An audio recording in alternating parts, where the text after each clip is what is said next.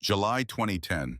The Texas evening wrapped around Robert Mitchell's ranch house like a warm blanket, golden light spilling through the windows as the sun began its descent behind the distant hills.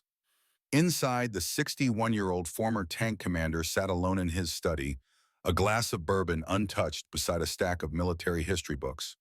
The television flickered with scenes from a new World War II film, its sound muted as Mitchell scowled at the screen. "That's not how a Tiger tank sounds," he muttered, shaking his head. "And no Sherman would ever position itself that way in open terrain."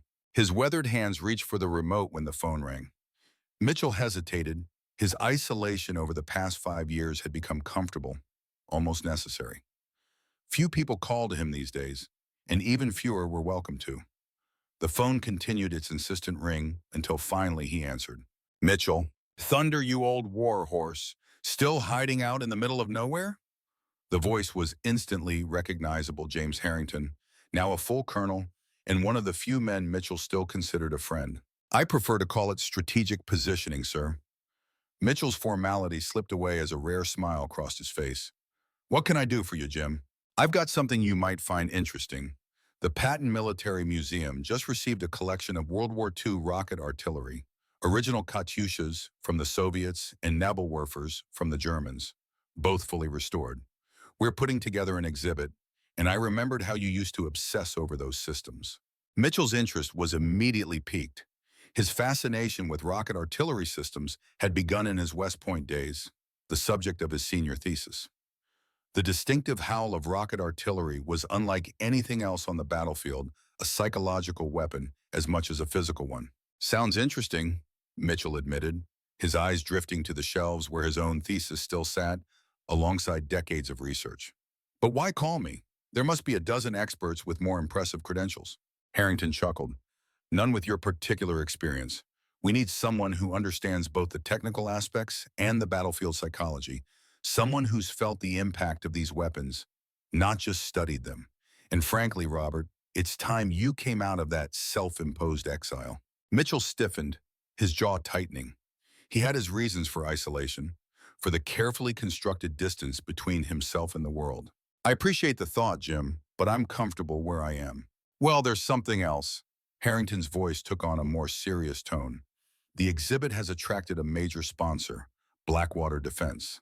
The glass of bourbon nearly slipped from Mitchell's hand. "Reynolds," he said, the name coming out like a curse. "Yes, Charles Reynolds is personally overseeing their involvement." Mitchell stood abruptly, pacing the length of his study. Charles Reynolds had once been a subordinate officer in Mitchell's tank battalion during the Gulf War. Their disagreements over battlefield ethics had escalated into a full-blown conflict, one that ultimately contributed to Mitchell's early retirement. Reynolds had gone on to found Blackwater Defense, one of the largest private military contractors in the world. "Then I'm definitely not interested," Mitchell said firmly. "You know what happened between us." "I do," Harrington admitted, "but that's precisely why I want you involved. This exhibit needs to tell the real story of these weapons systems, their impact on soldiers, on tactics, on the psychology of warfare. Not some corporate sanitized version designed to sell more contracts." Mitchell stopped in the window, looking out at the Texas sunset. The tension in his shoulders was visible as he considered the proposition. Working alongside Reynolds would be difficult, perhaps impossible. "I'm sorry, Jim. Find someone else." After hanging up, Mitchell returned to his desk, but the film on television no longer held his interest. His mind was racing with memories of rocket artillery salvos, of the distinctive screaming sound that had earned the Soviet Katyusha the nickname Stalin's organ. Despite his refusal, the seeds of interest had been planted. Mitchell reached for a leather-bound journal, flipping to sketches he had made decades ago comparing the rail-launched Katyusha system to the tube-launched Nebelwerfer. His fingers traced the diagrams, remembering how those weapons had changed the face of warfare. The doorbell rang, startling him from his reverie. Visitors to the ranch were rare enough to be suspicious, and Mitchell approached the door with caution, old habits dying hard. Standing on his porch was a young woman in her late 20s, camera bag slung over her shoulder, auburn hair pulled back in a practical ponytail. It took Mitchell a moment to recognize his own niece, Sarah. "Uncle Rob," she said with a smile that reminded him painfully of his late sister. "Surprise." Mitchell stood aside to let her in, his expression a mixture of confusion and pleasant surprise. "Sarah, I didn't know you were in Texas." "I tried calling," she said. setting down her equipment in the hallway. But you're notoriously bad at answering your phone. Mitchell led her into the kitchen, automatically putting on coffee while Sarah looked around the Spartan ranch house. Family photos were conspicuously absent, replaced by framed maps and military citations. So, Mitchell said, leaning against the counter, what brings you all the way out here? Last I heard you were making documentaries in California. Sarah accepted the coffee with a nod of thanks. I am. That's actually why I'm here. I'm working on a new project about revolutionary weapons of World War II, and I remembered all those stories you used to tell me when I was a kid, about tanks and artillery that changed how wars were fought. Mitchell's expression softened slightly at the memory. He had indeed spent many hours with young Sarah, explaining the mechanics of warfare in terms a child could understand, using his collection of model tanks and artillery pieces. There are better experts out there, he said, unconsciously echoing his earlier conversation with Harrington. None who can explain it like you do, Sarah countered, and none who wrote their West Point thesis on the influence of rocket artillery on modern tank tactics. Mitchell raised an eyebrow. How did you know about that? Sarah smiled. I may have done some research. Did you know your thesis is cited in 3 different military history textbooks? Despite himself, Mitchell felt a flicker of pride. His academic work had been thorough, combining historical analysis with practical applications for modern battlefield scenarios. It was a different time, he said, deflecting the compliment. The Cold War was still on. Understanding Soviet weapon systems was a priority. Sarah set down her coffee and pulled a flash drive from her pocket. Speaking of which, I found something interesting in the National Archives, declassified just last year. Mitchell's curiosity got the better of him as Sarah connected the drive to her laptop. The screen filled with scanned documents bearing faded top-secret stamps dated 1954. These are development plans for an American rocket artillery system, Sarah explained, scrolling through the files. Project Thunderbolt. It was essentially a direct copy of the Katyusha system, with some modifications to improve accuracy. Mitchell leaned closer, his expert eye recognizing the familiar rail launch design that had made the Soviet system so effective. The interesting part, Sarah continued, is that nowhere in the official documentation does it acknowledge the Soviet origin.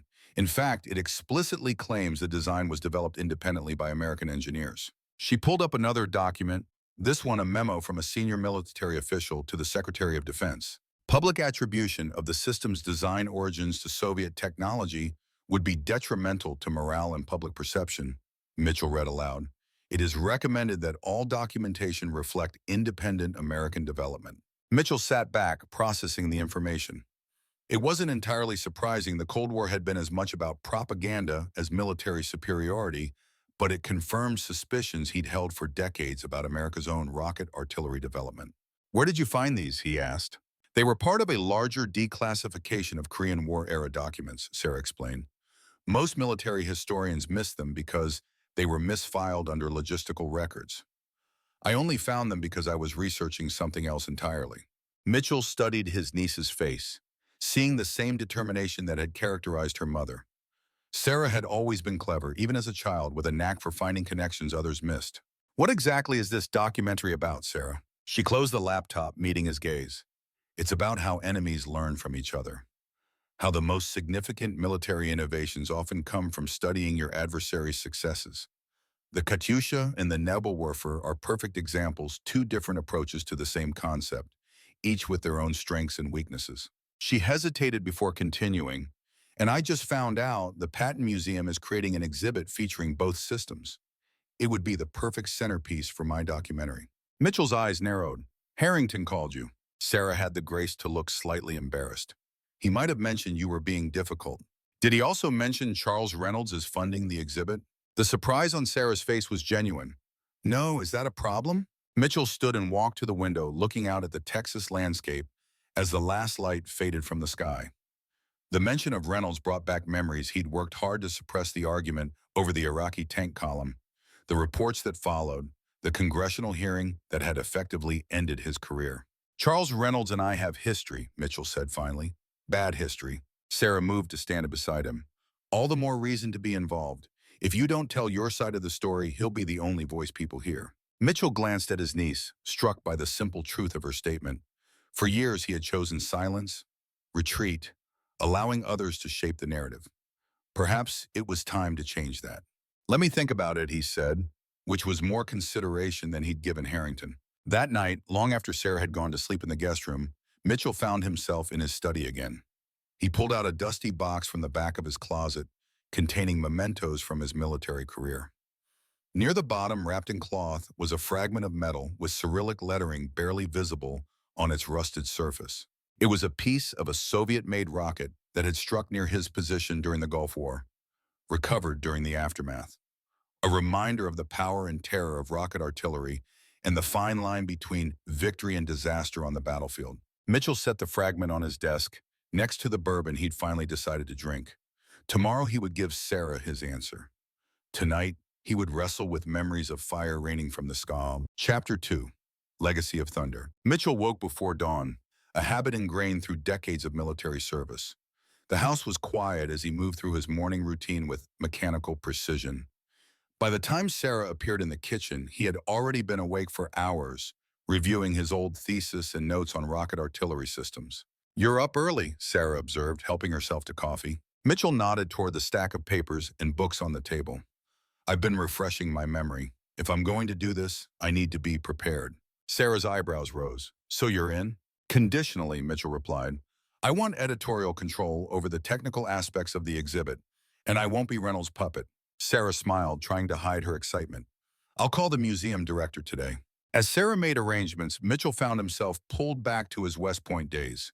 He had been a serious, intense cadet, more interested in military history and engineering than the social aspects of academy life.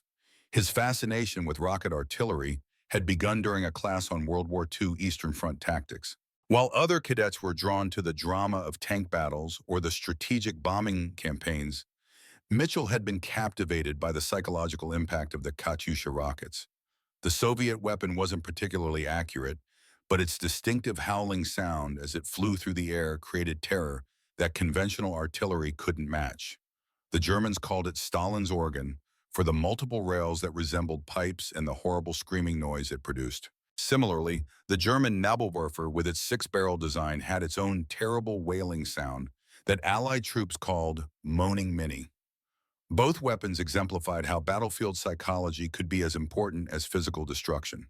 Mitchell pulled out his old thesis, flipping to a dog-eared page where he had drawn detailed comparisons between the two systems.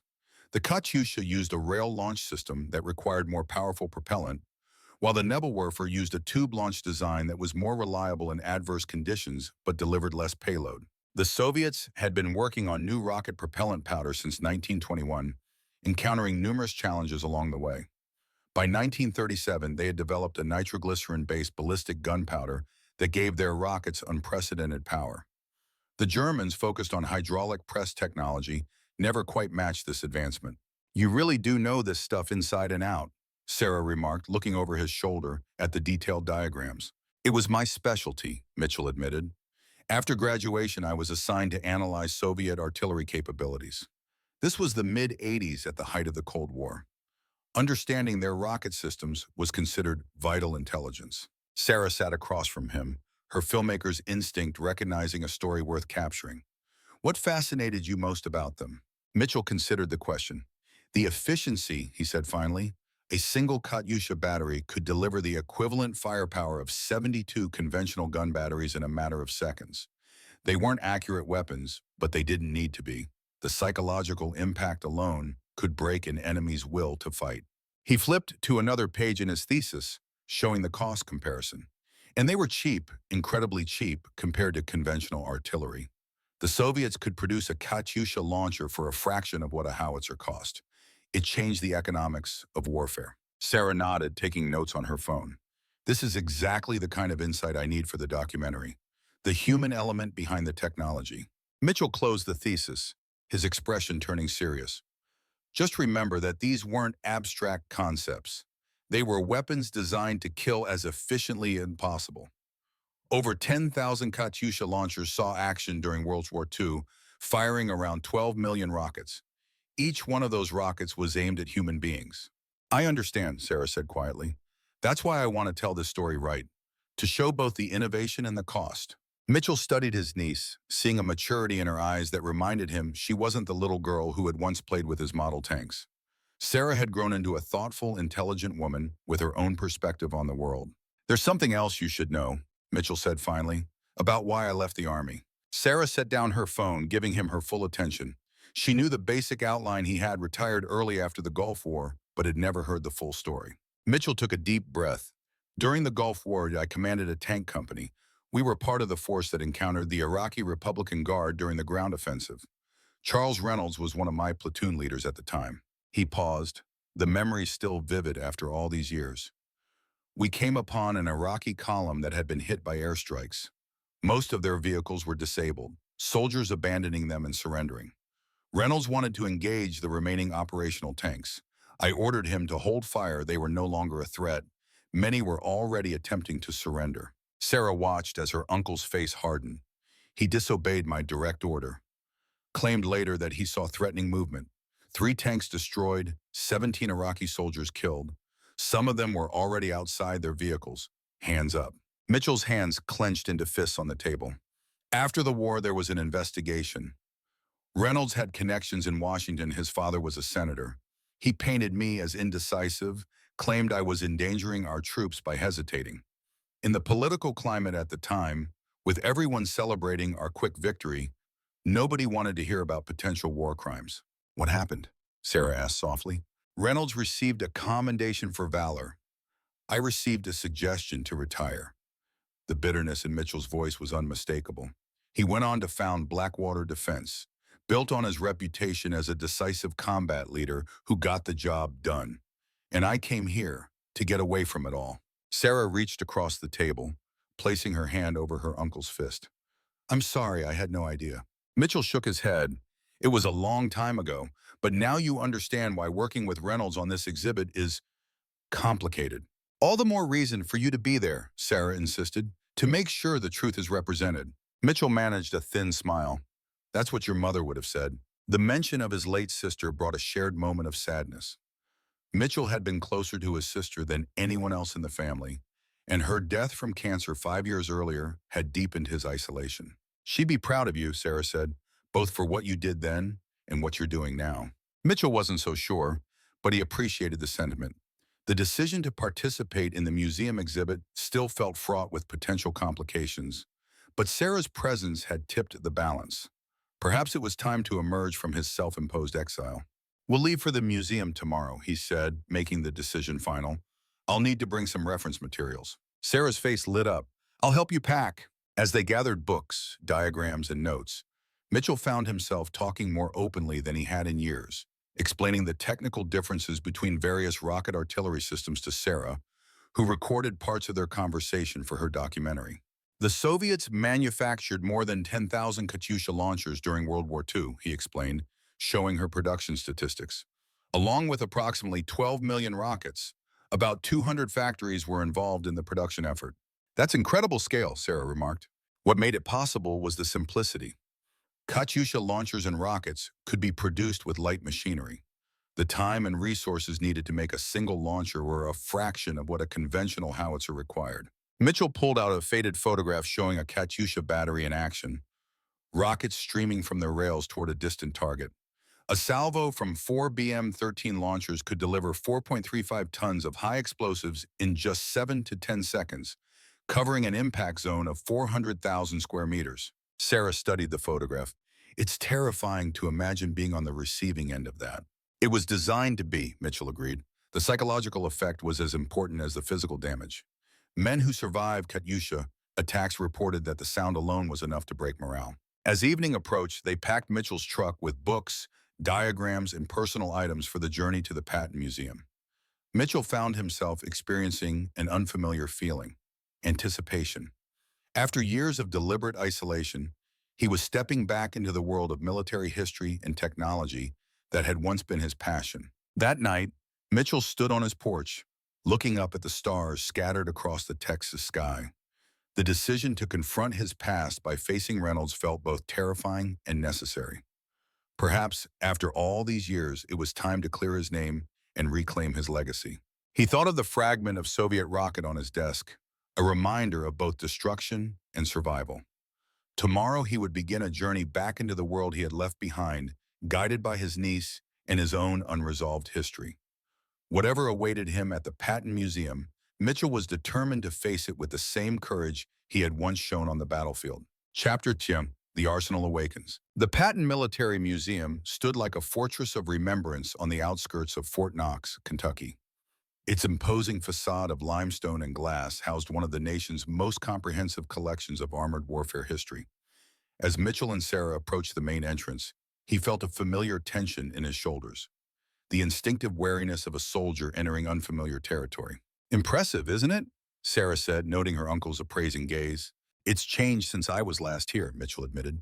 The museum had undergone a massive expansion in the 15 years since his previous visit, now featuring a sprawling campus with multiple exhibition halls and outdoor display areas. Inside the main atrium, beneath a suspended M1 Abrams tank that seemed to fly above visitors' heads, stood James Harrington.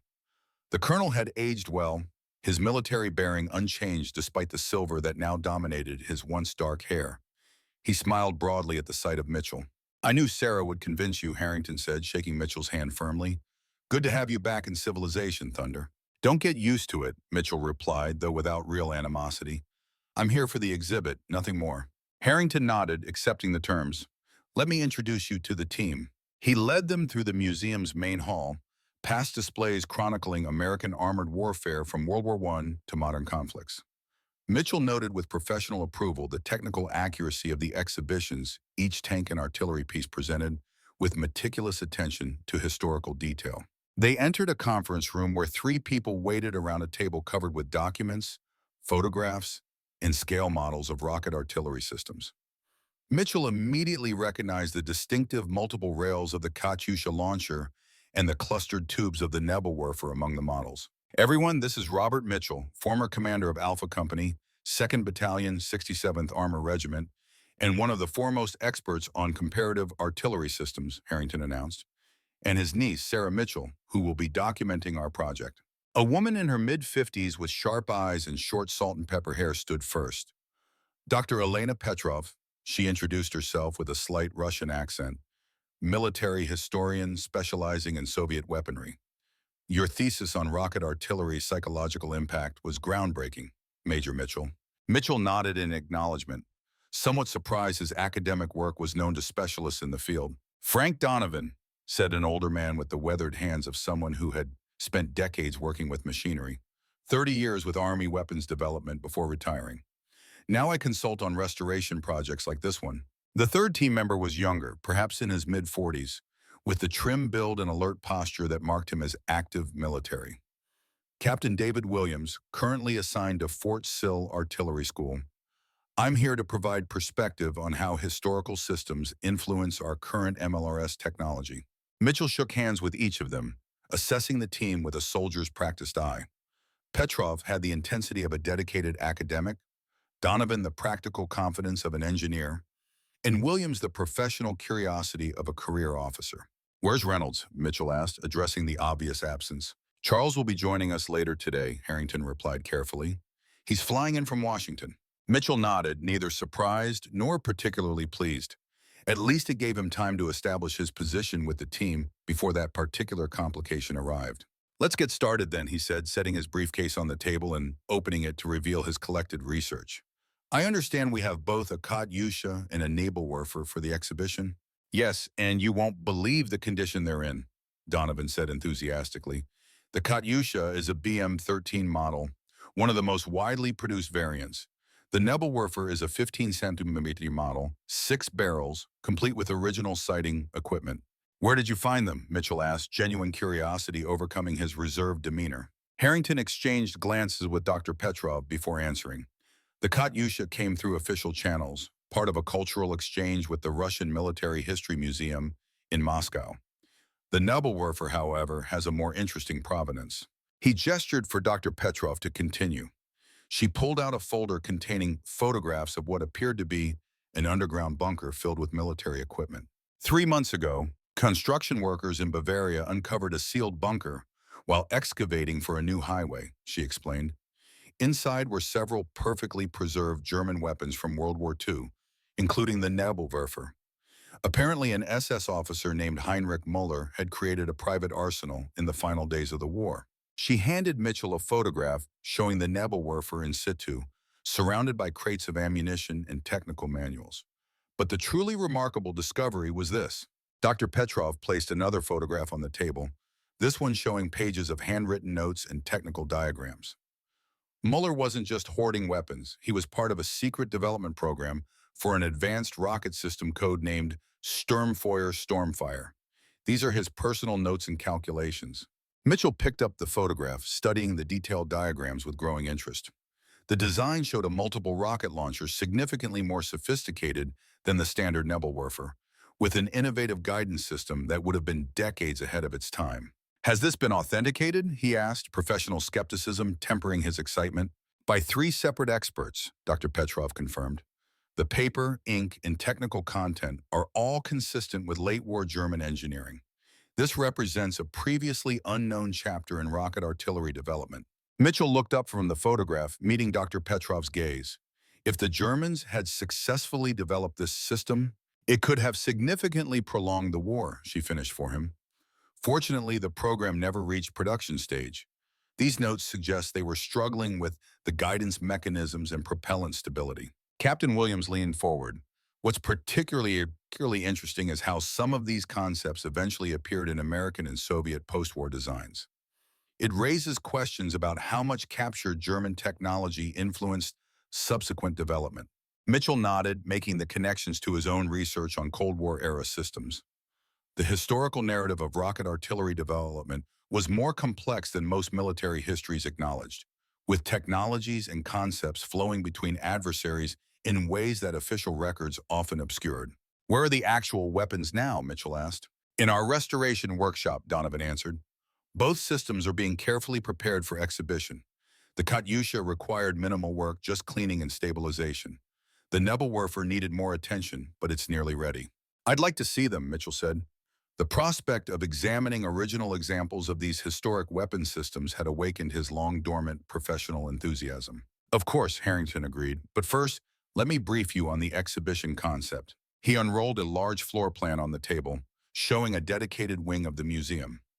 We're creating an immersive experience called Thunder from Above, the revolutionary impact of rocket artillery.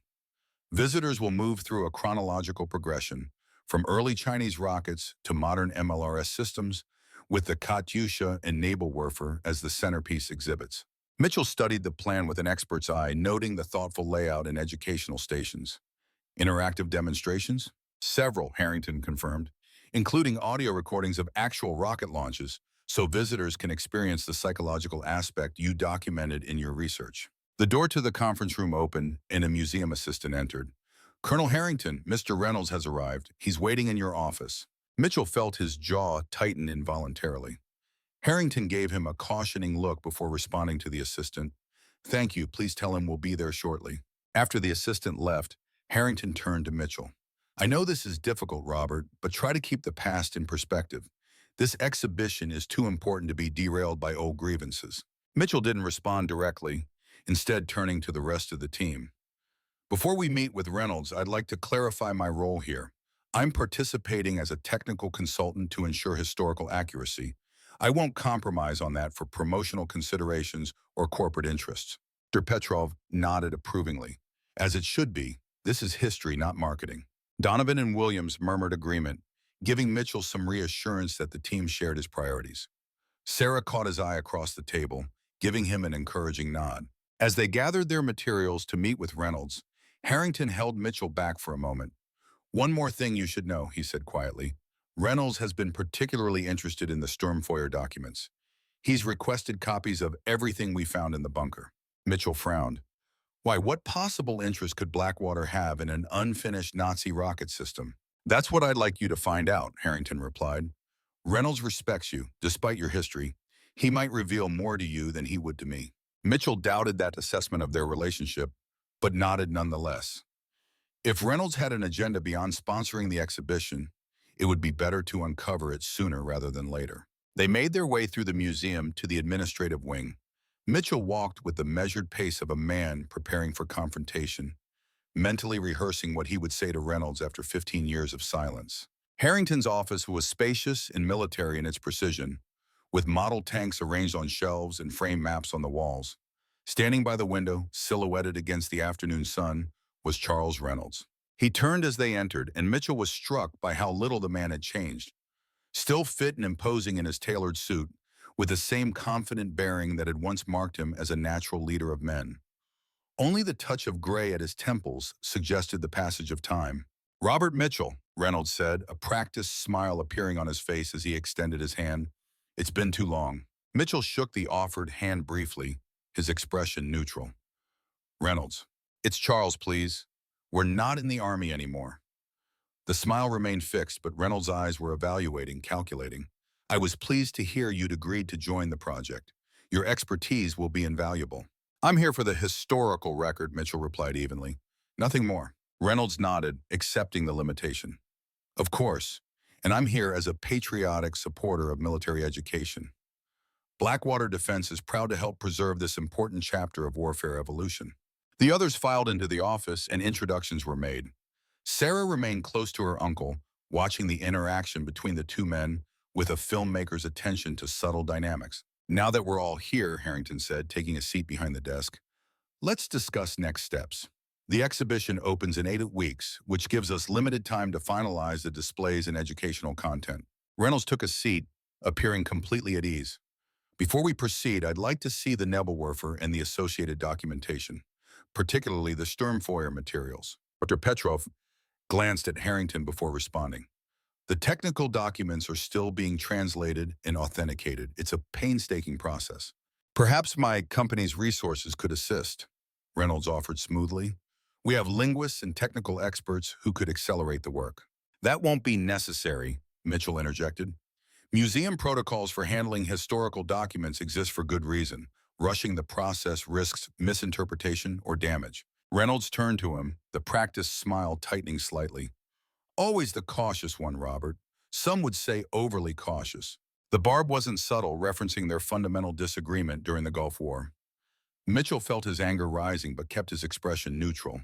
"In matters of historical significance, accuracy trumps speed," he replied evenly. "Unless there's some reason you're particularly eager to access those documents." Reynolds held his gaze for a moment before chuckling. "Just professional curiosity. Advanced rocketry has applications for modern defense systems, as I'm sure you're aware." "The workshop is ready for your inspection," Donovan interrupted, clearly sensing the tension. "We can go there directly if you'd like to see the weapon systems." Harrington nodded gratefully. "Excellent suggestion. Let's continue this discussion while viewing the actual artifacts." As they filed out of the office, Sarah fell into step beside her uncle. "That was intense," she murmured. "He really gets under your skin." "He has a talent for it," Mitchell acknowledged quietly. "Keep your camera ready. I want to document everything about those Nebelwerfer documents before Reynolds gets his hands on them." The group made its way through the museum's back corridors, eventually entering a large restoration workshop where technicians in white coats worked carefully on various historical artifacts. In the center of the room, displayed on separate work platforms, stood the Katyusha and Nebelwerfer rocket systems.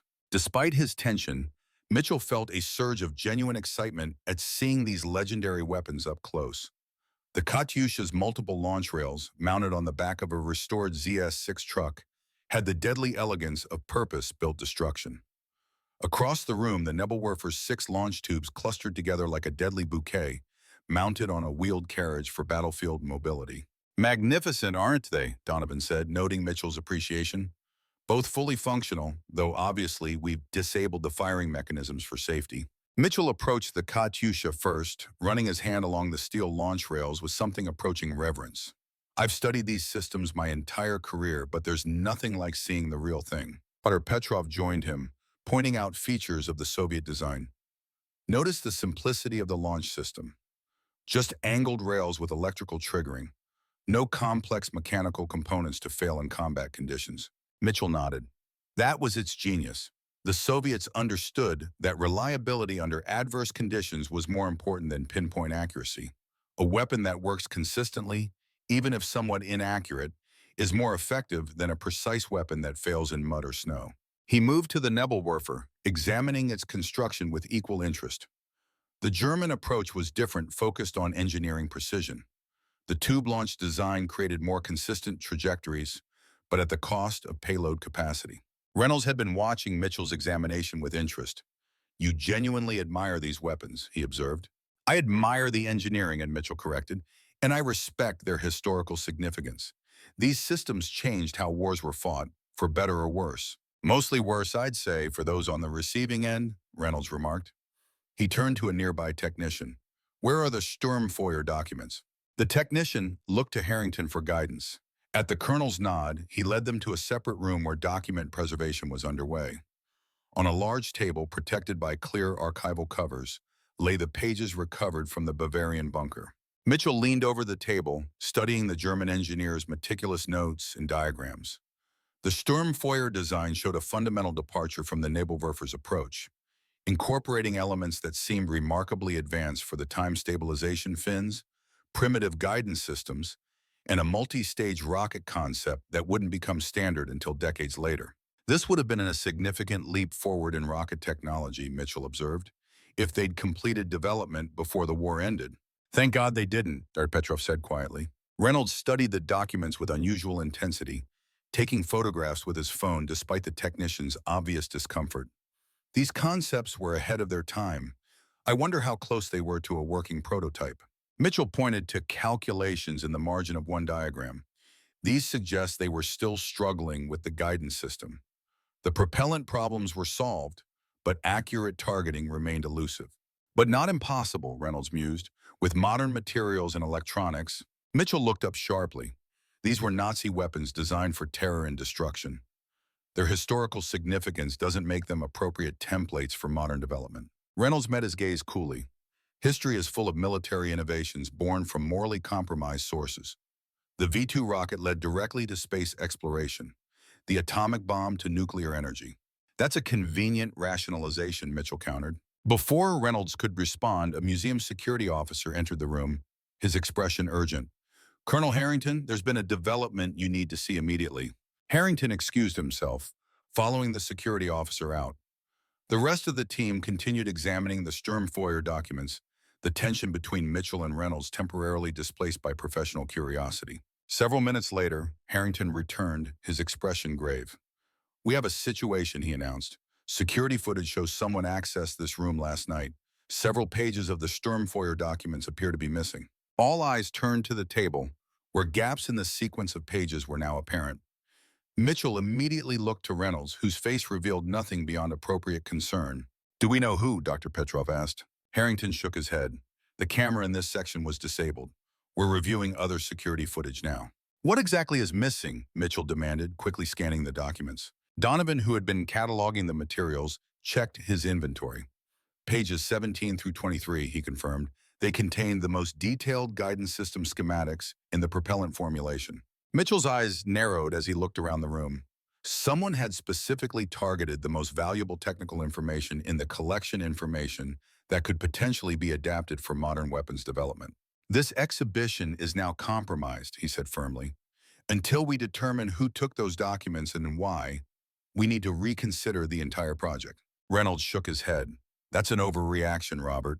Museum security will handle the investigation. The exhibition should proceed as planned. With potentially sensitive weapons technology in unknown hands, Mitchell challenged. These are 80-year-old designs, Reynolds countered. Hardly a national security threat. Sarah, who had been filming the documents before the announcement, stepped forward. Actually, I may have footage of the missing pages. I was recording detailed shots of everything yesterday afternoon. All attention turned to her as she reviewed the footage on her camera. Yes, I have clear images of pages 17 through 23. Not the same as having the originals, but at least we know what was taken. Mitchell gave his niece an approving nod before turning back to Harrington. We need to secure what remains and inform appropriate authorities. This isn't just a museum theft, it's potential weapons technology proliferation. Harrington nodded gravely. I'll contact Army intelligence. In the meantime, all materials will be moved to secure storage. As the technicians began carefully packing the documents, Mitchell pulled Sarah aside. I need copies of your footage before anyone else reviews it. There's something not right about this situation. Sarah nodded, understanding the implication. I'll transfer everything to an encrypted drive tonight. Mitchell glanced toward Reynolds, who was engaged in what appeared to be an intense conversation with Captain Williams. The theft of the Sturmfeuer documents had transformed what was supposed to be a historical exhibition into something potentially far more dangerous. What had begun as a reluctant return to public life was rapidly evolving into a situation that would require all of Mitchell's military experience and instincts. As the museum staff secured the remaining documents, Mitchell found himself mentally shifting back into the tactical thinking of his combat days. Someone wanted those rocket designs badly enough to risk high-profile theft. The question was why and how far they would go to protect their secret. The peaceful, scholarly environment of the museum had suddenly become a battlefield of a different sort. And on this battlefield, Mitchell couldn't help but wonder if the enemy might be closer than anyone suspected. Morning light streamed through the high windows of the Patton Museum's secure conference room, illuminating the tension that hung in the air like battlefield smoke. Mitchell had barely slept, his military instincts on high alert after the theft of the Sturmfeuer documents. The team sat around the table, coffee cups and scattered papers before them as Colonel Harrington delivered the latest update. Army intelligence is taking this seriously, Harrington said, his voice low despite the room's security. But they've asked us to continue the exhibition preparation as planned. They don't want to alert whoever took the documents that were onto them. So we're bait, Mitchell observed, his face impassive. In a manner of speaking, Harrington nodded. They believe the thief might return for more information. Petrov adjusted her glasses. Shalayan Berges's skepticism evident in her sharp gaze. And in the meantime, someone has detailed schematics for an advanced rocket system. 80-year-old schematics, Reynolds interjected from the corner where he leaned against the wall, arms crossed. Let's maintain perspective. This isn't exactly cutting-edge technology we're discussing. Mitchell turned to face him fully. Then why would anyone risk stealing it? Reynolds shrugged. Historical value, black market collectors, any number of reasons that don't involve national security threats. The dynamic between the two men had not improved overnight. If anything, the theft had heightened the undercurrent of suspicion and antagonism that flowed between them. Regardless of motive, Harrington said, steering the conversation back on track, we have a job to do. The exhibition opens in 7 weeks, and we need to focus on the restoration and educational components. He turned to Donovan. How are we coming with the operational demonstrations? The weapons expert straightened in his chair. Both systems are mechanically sound. We've created safe simulations that will demonstrate the loading and aiming processes without actual firing capability. And the comparative analysis? Harrington looked to Mitchell and Dr. Petrov. We've begun, Dr. Petrov replied. Major Mitchell's expertise has been invaluable. His understanding of the psychological impact of these weapons adds a dimension I hadn't fully appreciated.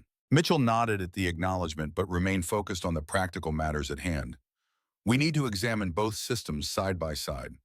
I want to physically demonstrate the differences in launch mechanisms and explain how they affected battlefield performance. The meeting continued with technical discussions and exhibition planning, but Mitchell remained distracted, his mind working through the implications of the theft. When the group finally dispersed to their various tasks, he pulled Sarah aside in the corridor. I need you to do something for me, he said quietly. Check if any of the museum staff have connections to Reynolds or Blackwater. Sarah's eyebrows rose. You think he's involved in the theft? I think it's a remarkable coincidence that documents go missing the same day he expresses special interest in them. Mitchell's expression was grim. Just see what you can find out discreetly. Sarah nodded, her filmmaker's curiosity aligned with her uncle's suspicions. I'll look into it. The restoration workshop hummed with activity as Mitchell approached the 2 rocket artillery systems positioned side by side for the first time. In the harsh fluorescent light, their lethal purpose was even more apparent, the machines designed for a single purpose, to rain destruction from afar. Dr. Petrov stood beside the Katyusha, clipboard in hand, making notes as Mitchell circled both weapons with a professional eye. The difference in philosophy is evident in every aspect of the design, Mitchell observed, running his hand along the Katyusha's launch rail. The Soviets built this for mass production and reliability under combat conditions. Notice the simplicity of the electrical firing system, just a basic circuit that sends current to the ignition charges simultaneously. He moved to the Nebelwerfer, pointing out the more complex mechanical components. The German approach emphasized precision. These firing pins are beautifully machined, but they're also more susceptible to fouling in muddy or snowy conditions. Dr. Petrov nodded, making notes.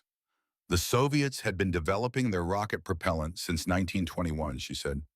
They encountered numerous challenges with air pockets in the pressed powder sticks and sensitivity to external temperatures.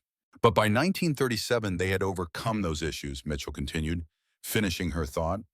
Their nitroglycerin-based propellant gave them a significant advantage in terms of thrust and range.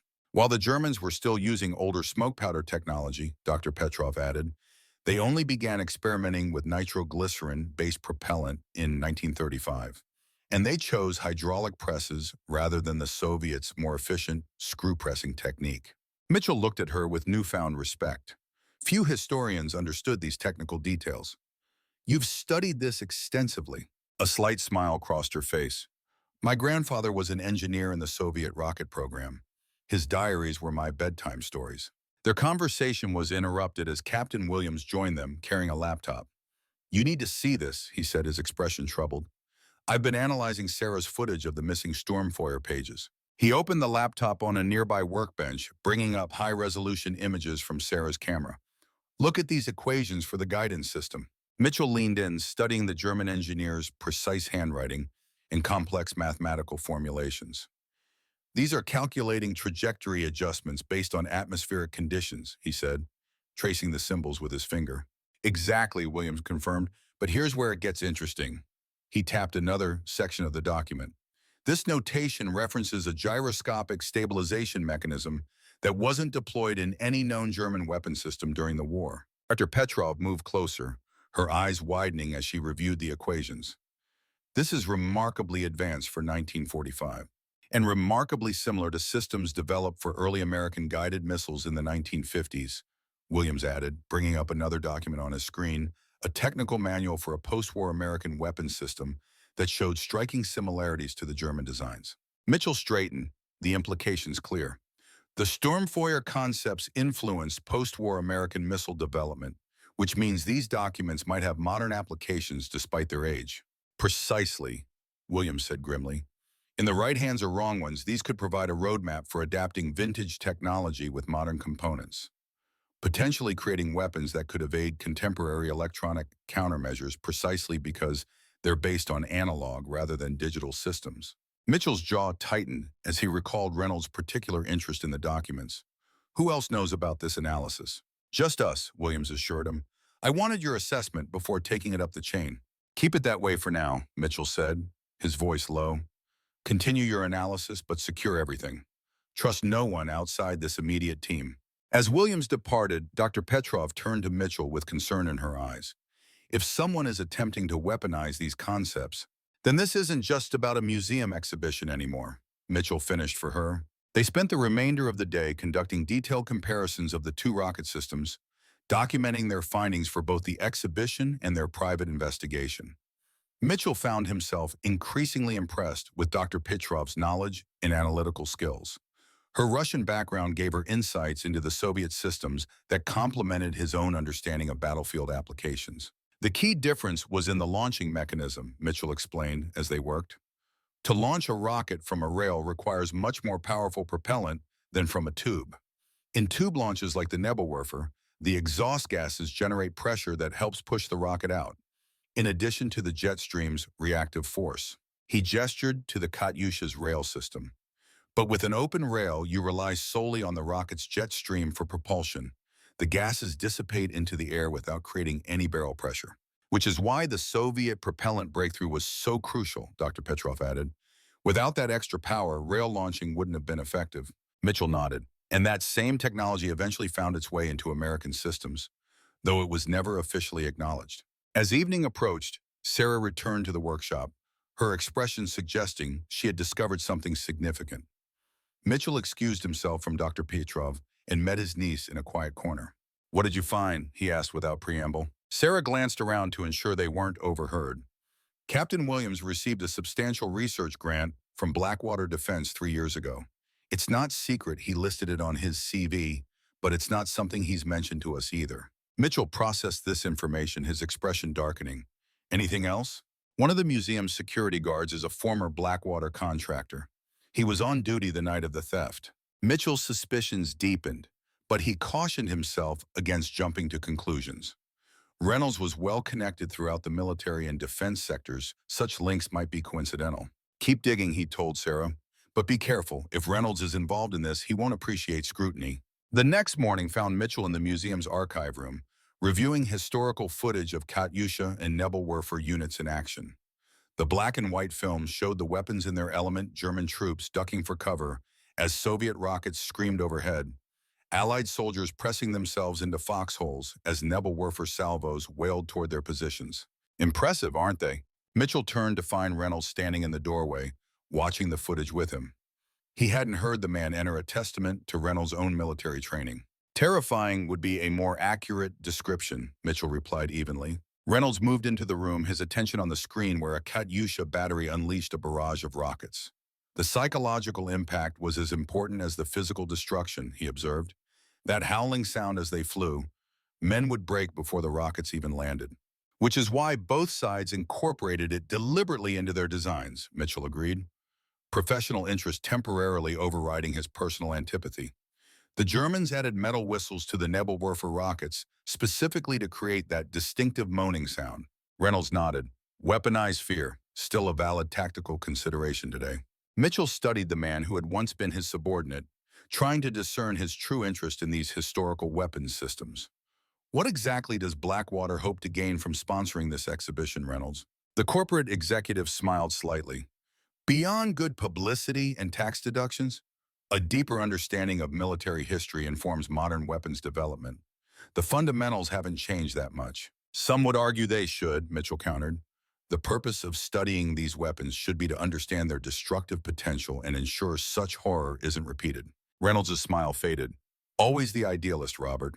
War hasn't become more humane since our time in Iraq, just more expensive and technologically complex. Before Mitchell could respond, Donovan entered the archive room, excitement evident in his weathered features.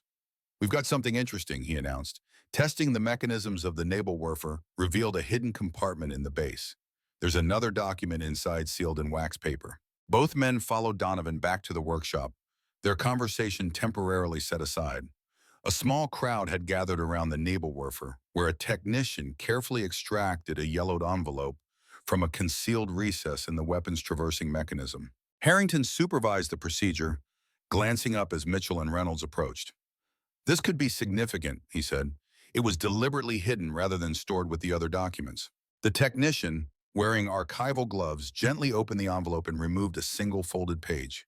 As he carefully unfolded it, Mitchell caught his breath.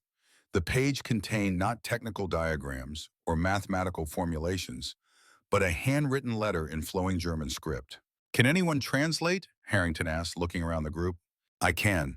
Dr. Petrov stepped forward, gently taking the document from the technician. Her eyes scanned the faded text, her expression growing increasingly troubled as she read.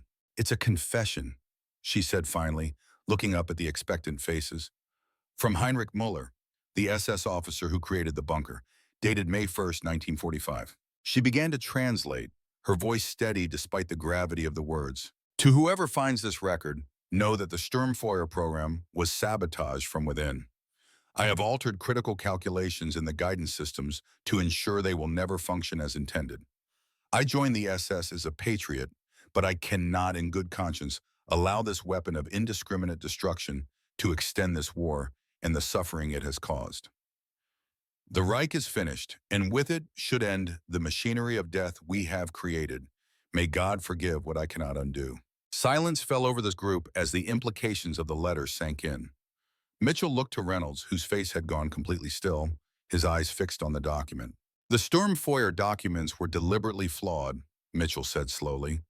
Anyone attempting to build from those plans would create a non-functional system. Unless they identified and corrected the sabotage, Reynolds replied, his voice unnaturally calm. Mitchell's eyes narrowed, which would require exceptional expertise in both historical and modern rocket engineering. Harrington broke the tense moment. This adds another dimension to our exhibition, the human element behind the technology, a German officer choosing conscience over duty at the war's end. It also makes the theft more concerning, Mitchell pointed out. If someone doesn't realize the documents are sabotaged, they could waste resources on a doomed project. If they do realize it and can correct the flaws, he left the implication hanging in the air. Reynolds checked his watch and announced he had a conference call to attend, departing with surprising abruptness. Mitchell watched him go, more convinced than ever that the corporate executive had an agenda beyond historical preservation. We need to secure this letter immediately, Mitchell told Harrington, and inform Army intelligence about this development. As the letter was carefully packaged for secure storage, Mitchell pulled Williams aside. Knowing what we know now about the sabotage, could a modern engineer correct the flaws in the Sturmfeuer design? The artillery officer considered the question. With advanced computer modeling and modern materials? Possibly. It would require identifying which parts of the documentation were deliberately altered, but it's not impossible. Mitchell nodded grimly. That's what I was afraid of. That afternoon, Mitchell and Dr. Petrov conducted a detailed examination of both rocket systems, documenting the technical differences for the exhibition.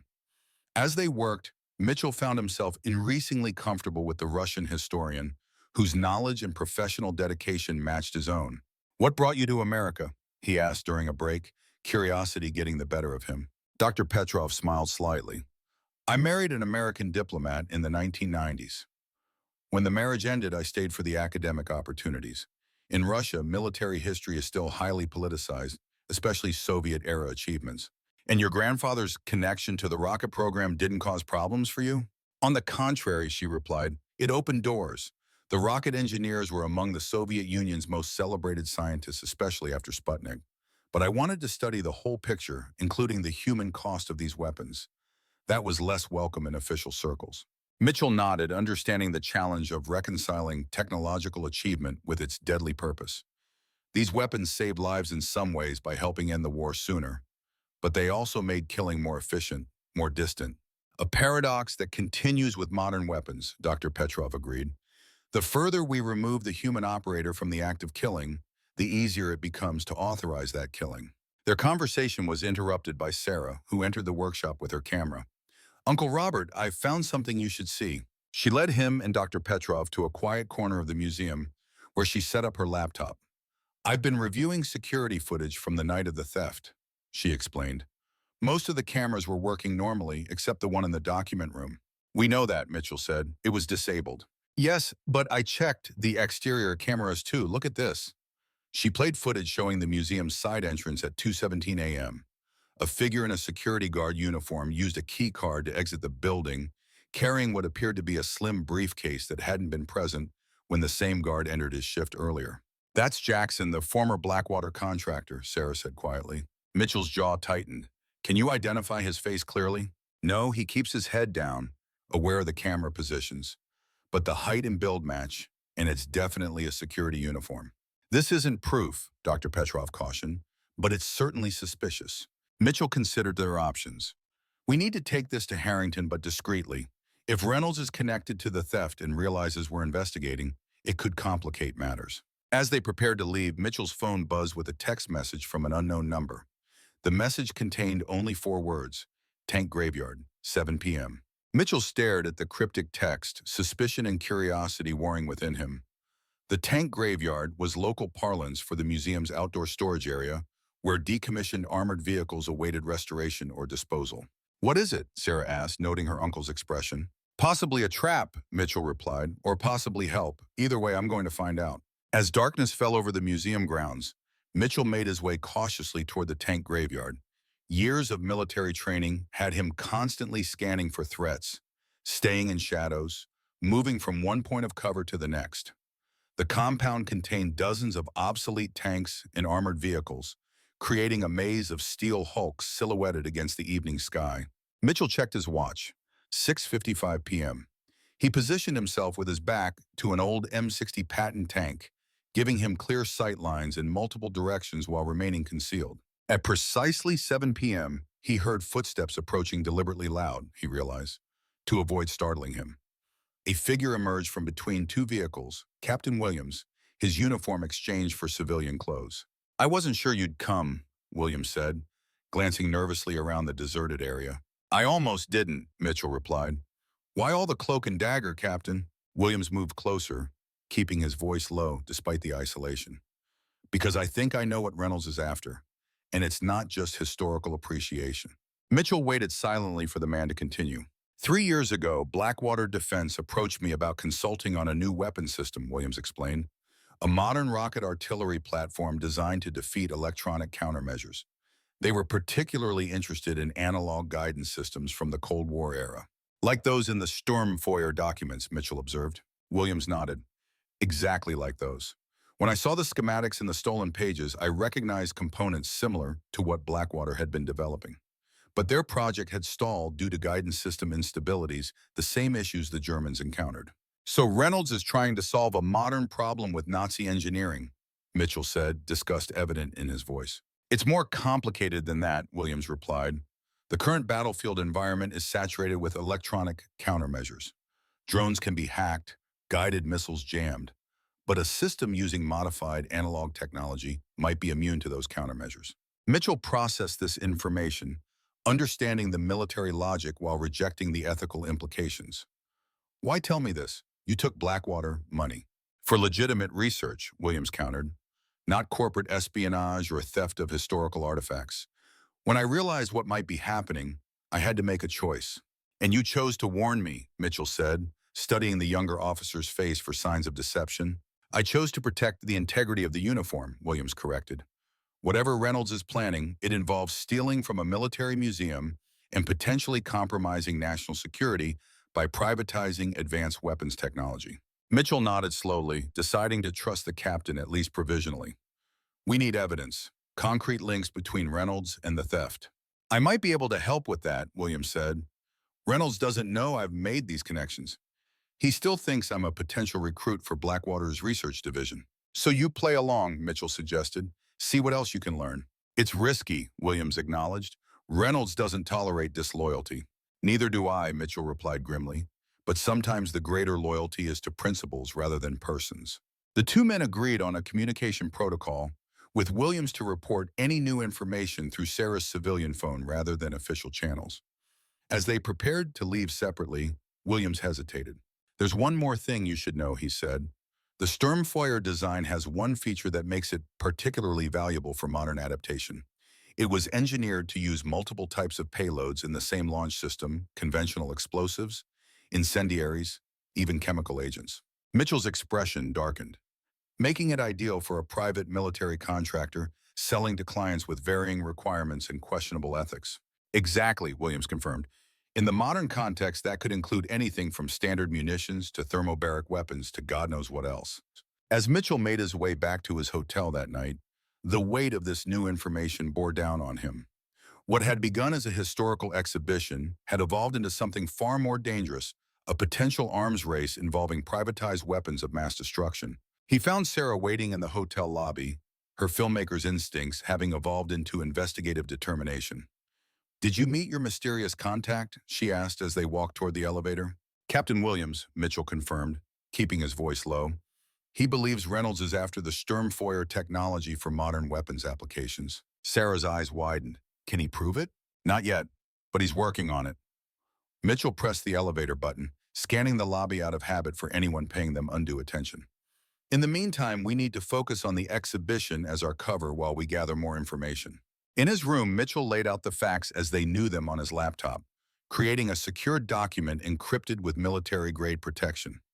The pieces were beginning to align. Reynolds' specific interest in the Sturmfeuer documents, the suspicious security guard with Blackwater connections, Williams' revelation about the company's research priorities. Mitchell stared at the fragments of evidence, frustrated by their circumstantial nature. To accuse someone of Reynolds' stature would require ironclad proof, not mere suspicion. As a tank commander, Mitchell had been trained to wait for the perfect shot rather than firing prematurely and revealing his position. The same discipline would be required here: patience, vigilance, and precise timing. He closed the laptop and moved to the window, looking out at the lights of Fort Knox in the distance. Somewhere out there, the pieces of a decades-old puzzle were being reassembled for modern warfare, with potentially devastating consequences. Mitchell had spent years in self-imposed exile, avoiding the complexities and compromises of the military-industrial world. Now he found himself drawn back into that world, facing the same adversary who had once derailed his career. This time, Mitchell vowed, the outcome would be different. This time, truth and justice would prevail, regardless of the personal cost. With that resolution firmly in mind, he turned away from the window and began to plan his next move in what was rapidly becoming a shadow war where the weapons were information and the battlefield was history itself. Chapter 5. Secrets of War. The following days settled into a rhythm of exhibition preparation overlaid with covert investigation. Mitchell worked diligently on the technical aspects of the display, creating educational materials that explain the comparative development and battlefield impact of the Katyusha and Nebelwerfer systems. To any observer, he appeared fully engaged in the historical project, his earlier reluctance replaced by professional dedication. Beneath this surface compliance, however, Mitchell coordinated a careful intelligence operation. Sarah used her documentary filming as cover to record security procedures and personnel movements. Dr. Petrov, who had been quietly alarmed by the theft and its implications, reviewed all documentation related to the Sturmfeuer project, looking for connections that might have been overlooked. Williams maintained his position as Reynolds's potential recruit, carefully gathering information while appearing enthusiastic about future employment prospects with Blackwater. On the morning of their 5th day at the museum, Mitchell received a text from Williams. BD server access confirmed, need tech support. The cryptic message was clear enough to Mitchell. Blackwater Defense's server contained evidence they needed, but Williams lacked the technical skills to access it. Mitchell deleted the message and considered their options. Neither he nor anyone on their impromptu team had the necessary hacking expertise, and involving outside help risked exposure. We need to change approaches, Mitchell told Sarah during lunch at a small cafe off the museum grounds. Direct evidence may be beyond our reach for now. Instead, we focus on the documents themselves. The ones that were stolen? Sarah asked, confused. How does that help us? Not those, Mitchell clarified. The confession letter from Mueller. If the Sturmfeuer documents were deliberately sabotaged, then whoever took them is working with flawed designs. We need to understand exactly how they were sabotaged and what would be required to correct those flaws. Which might tell us what Reynolds is trying to do, Sarah concluded, following his logic. Exactly. And more importantly, it might tell us if he can actually succeed.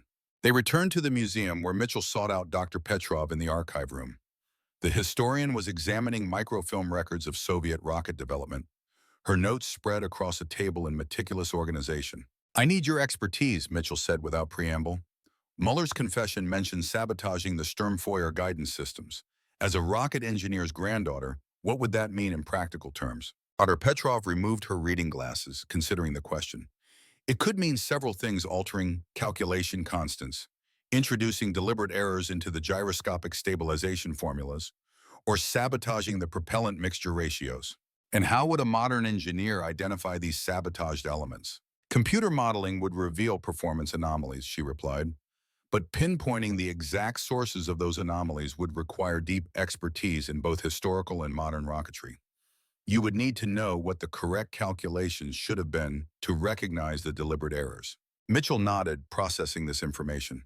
So Reynolds would need not just the Sturmfeuer documents, but also authentic comparative data from similar systems of that era.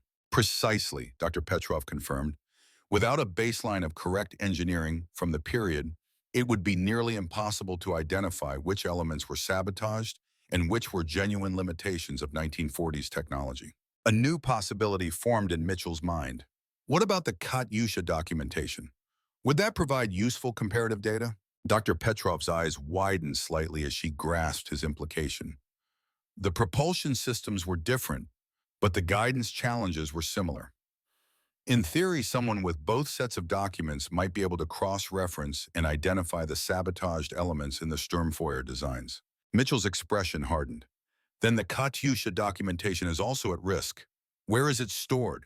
In the same secure room where the Sturmfeuer materials were kept, Dr. Petrov replied. But security has been enhanced since the theft. Enhanced security didn't help before, Mitchell pointed out. We need to create our own security measures. That afternoon, Mitchell met with Harrington to share his concerns, carefully framing them as general security issues rather than specific suspicions about Reynolds. The colonel listened attentively, his military mind appreciating Mitchell's tactical approach to document security. What do you suggest? Harrington asked when Mitchell finished. Disinformation, Mitchell replied simply.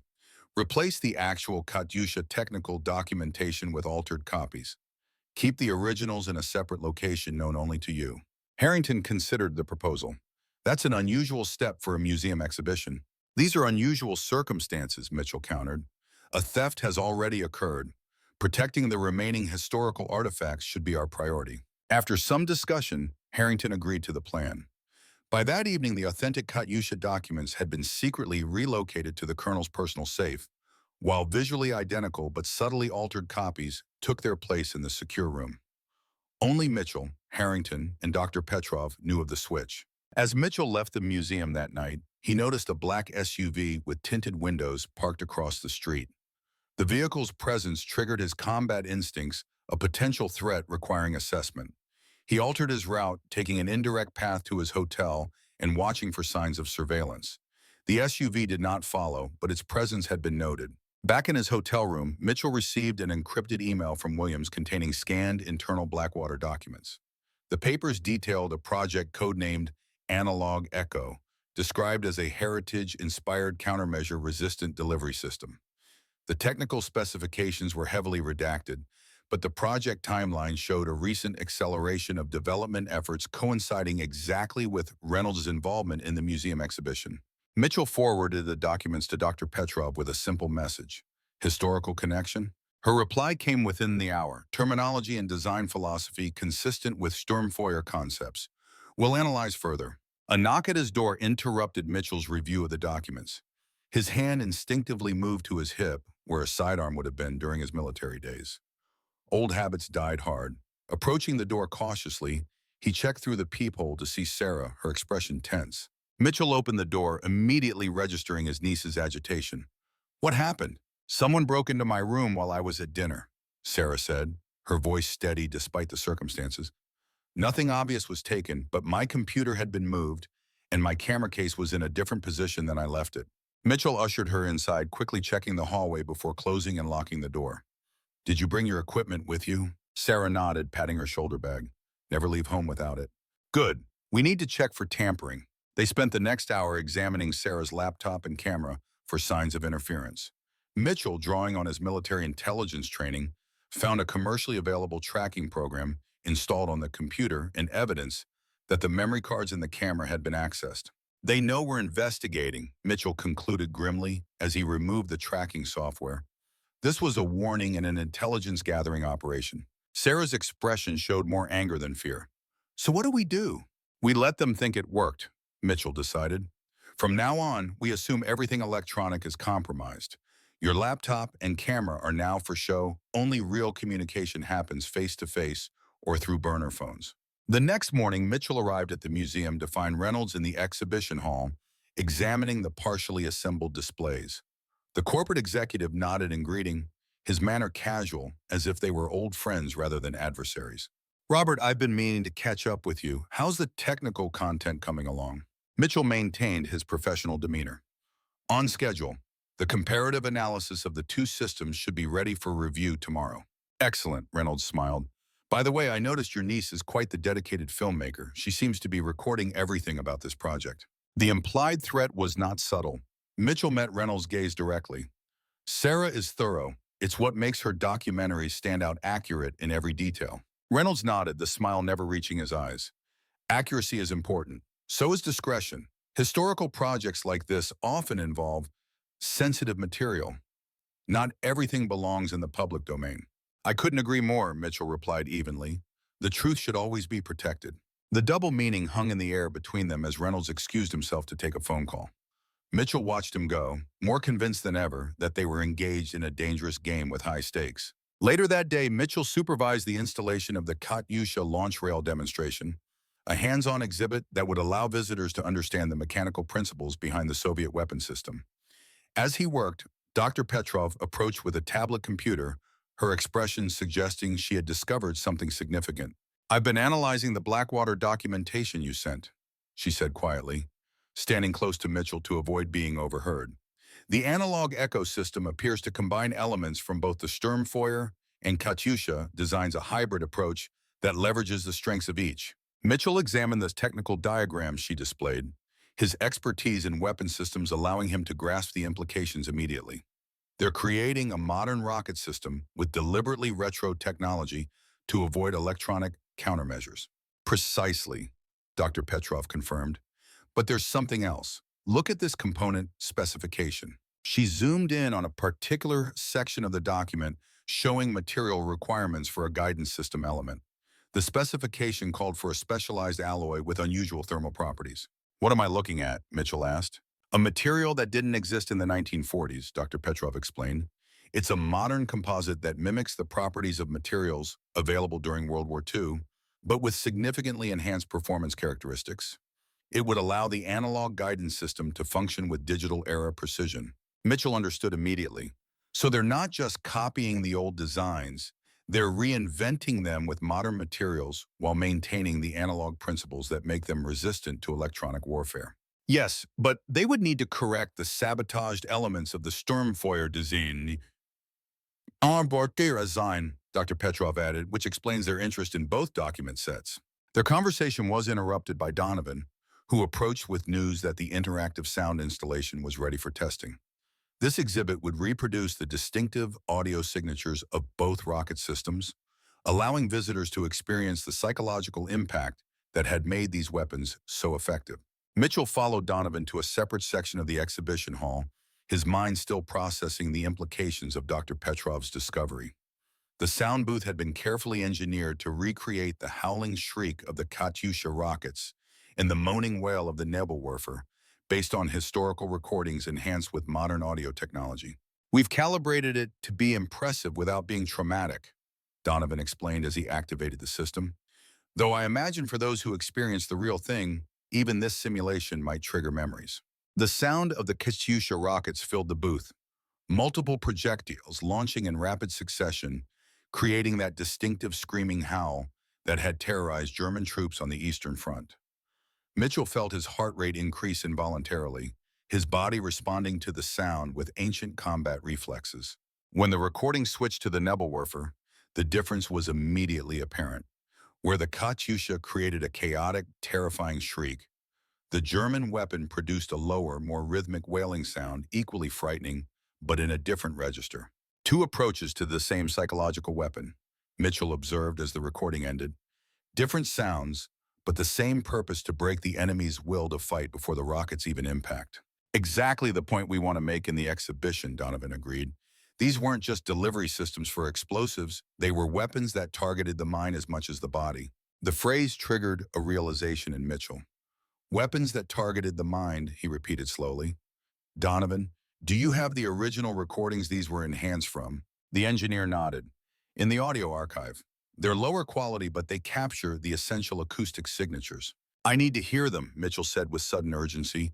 "The originals, unenhanced." Puzzled but cooperative, Donovan led Mitchell to the archive room where he accessed the original sound recordings. As the unenhanced Katyusha launch played through headphones, Mitchell closed his eyes, focusing on specific acoustic elements within the chaotic noise. When the recording ended, Mitchell turned to Donovan with renewed purpose. "I need a spectrum analysis of both rocket systems' sound signatures. Can you arrange that?" "Sure, but why? We've already incorporated the audio elements into the exhibition." "I have a theory," Mitchell replied, unwilling to elaborate further. "Just get me the analysis as soon as possible." That evening, Mitchell met Sarah in a public park several blocks from the museum, choosing an open area where surveillance would be difficult. The summer twilight provided enough natural light for their conversation while offering the privacy of near darkness. "Reynolds had my room searched," Mitchell informed her without preamble. "Just like yours, they're escalating their surveillance." Sarah absorbed this information with remarkable calm. "So they're worried about what we might find." "Which suggests there's something worth finding," Mitchell agreed. "Dr. Petrov has connected the stolen Sturmfeuer documents to a current Blackwater defense project. I believe Reynolds is developing a weapons system that combines Nazi and Soviet rocket technology to create something that can evade modern electronic countermeasures." "That sounds potentially destabilizing," Sarah said carefully. "It would give Blackwater a significant advantage in the private military market," Mitchell confirmed. "But there's something else. I'm pursuing a theory about the acoustic signatures of these weapons and how they might relate to modern applications." Sarah's filmmaker's curiosity was evident.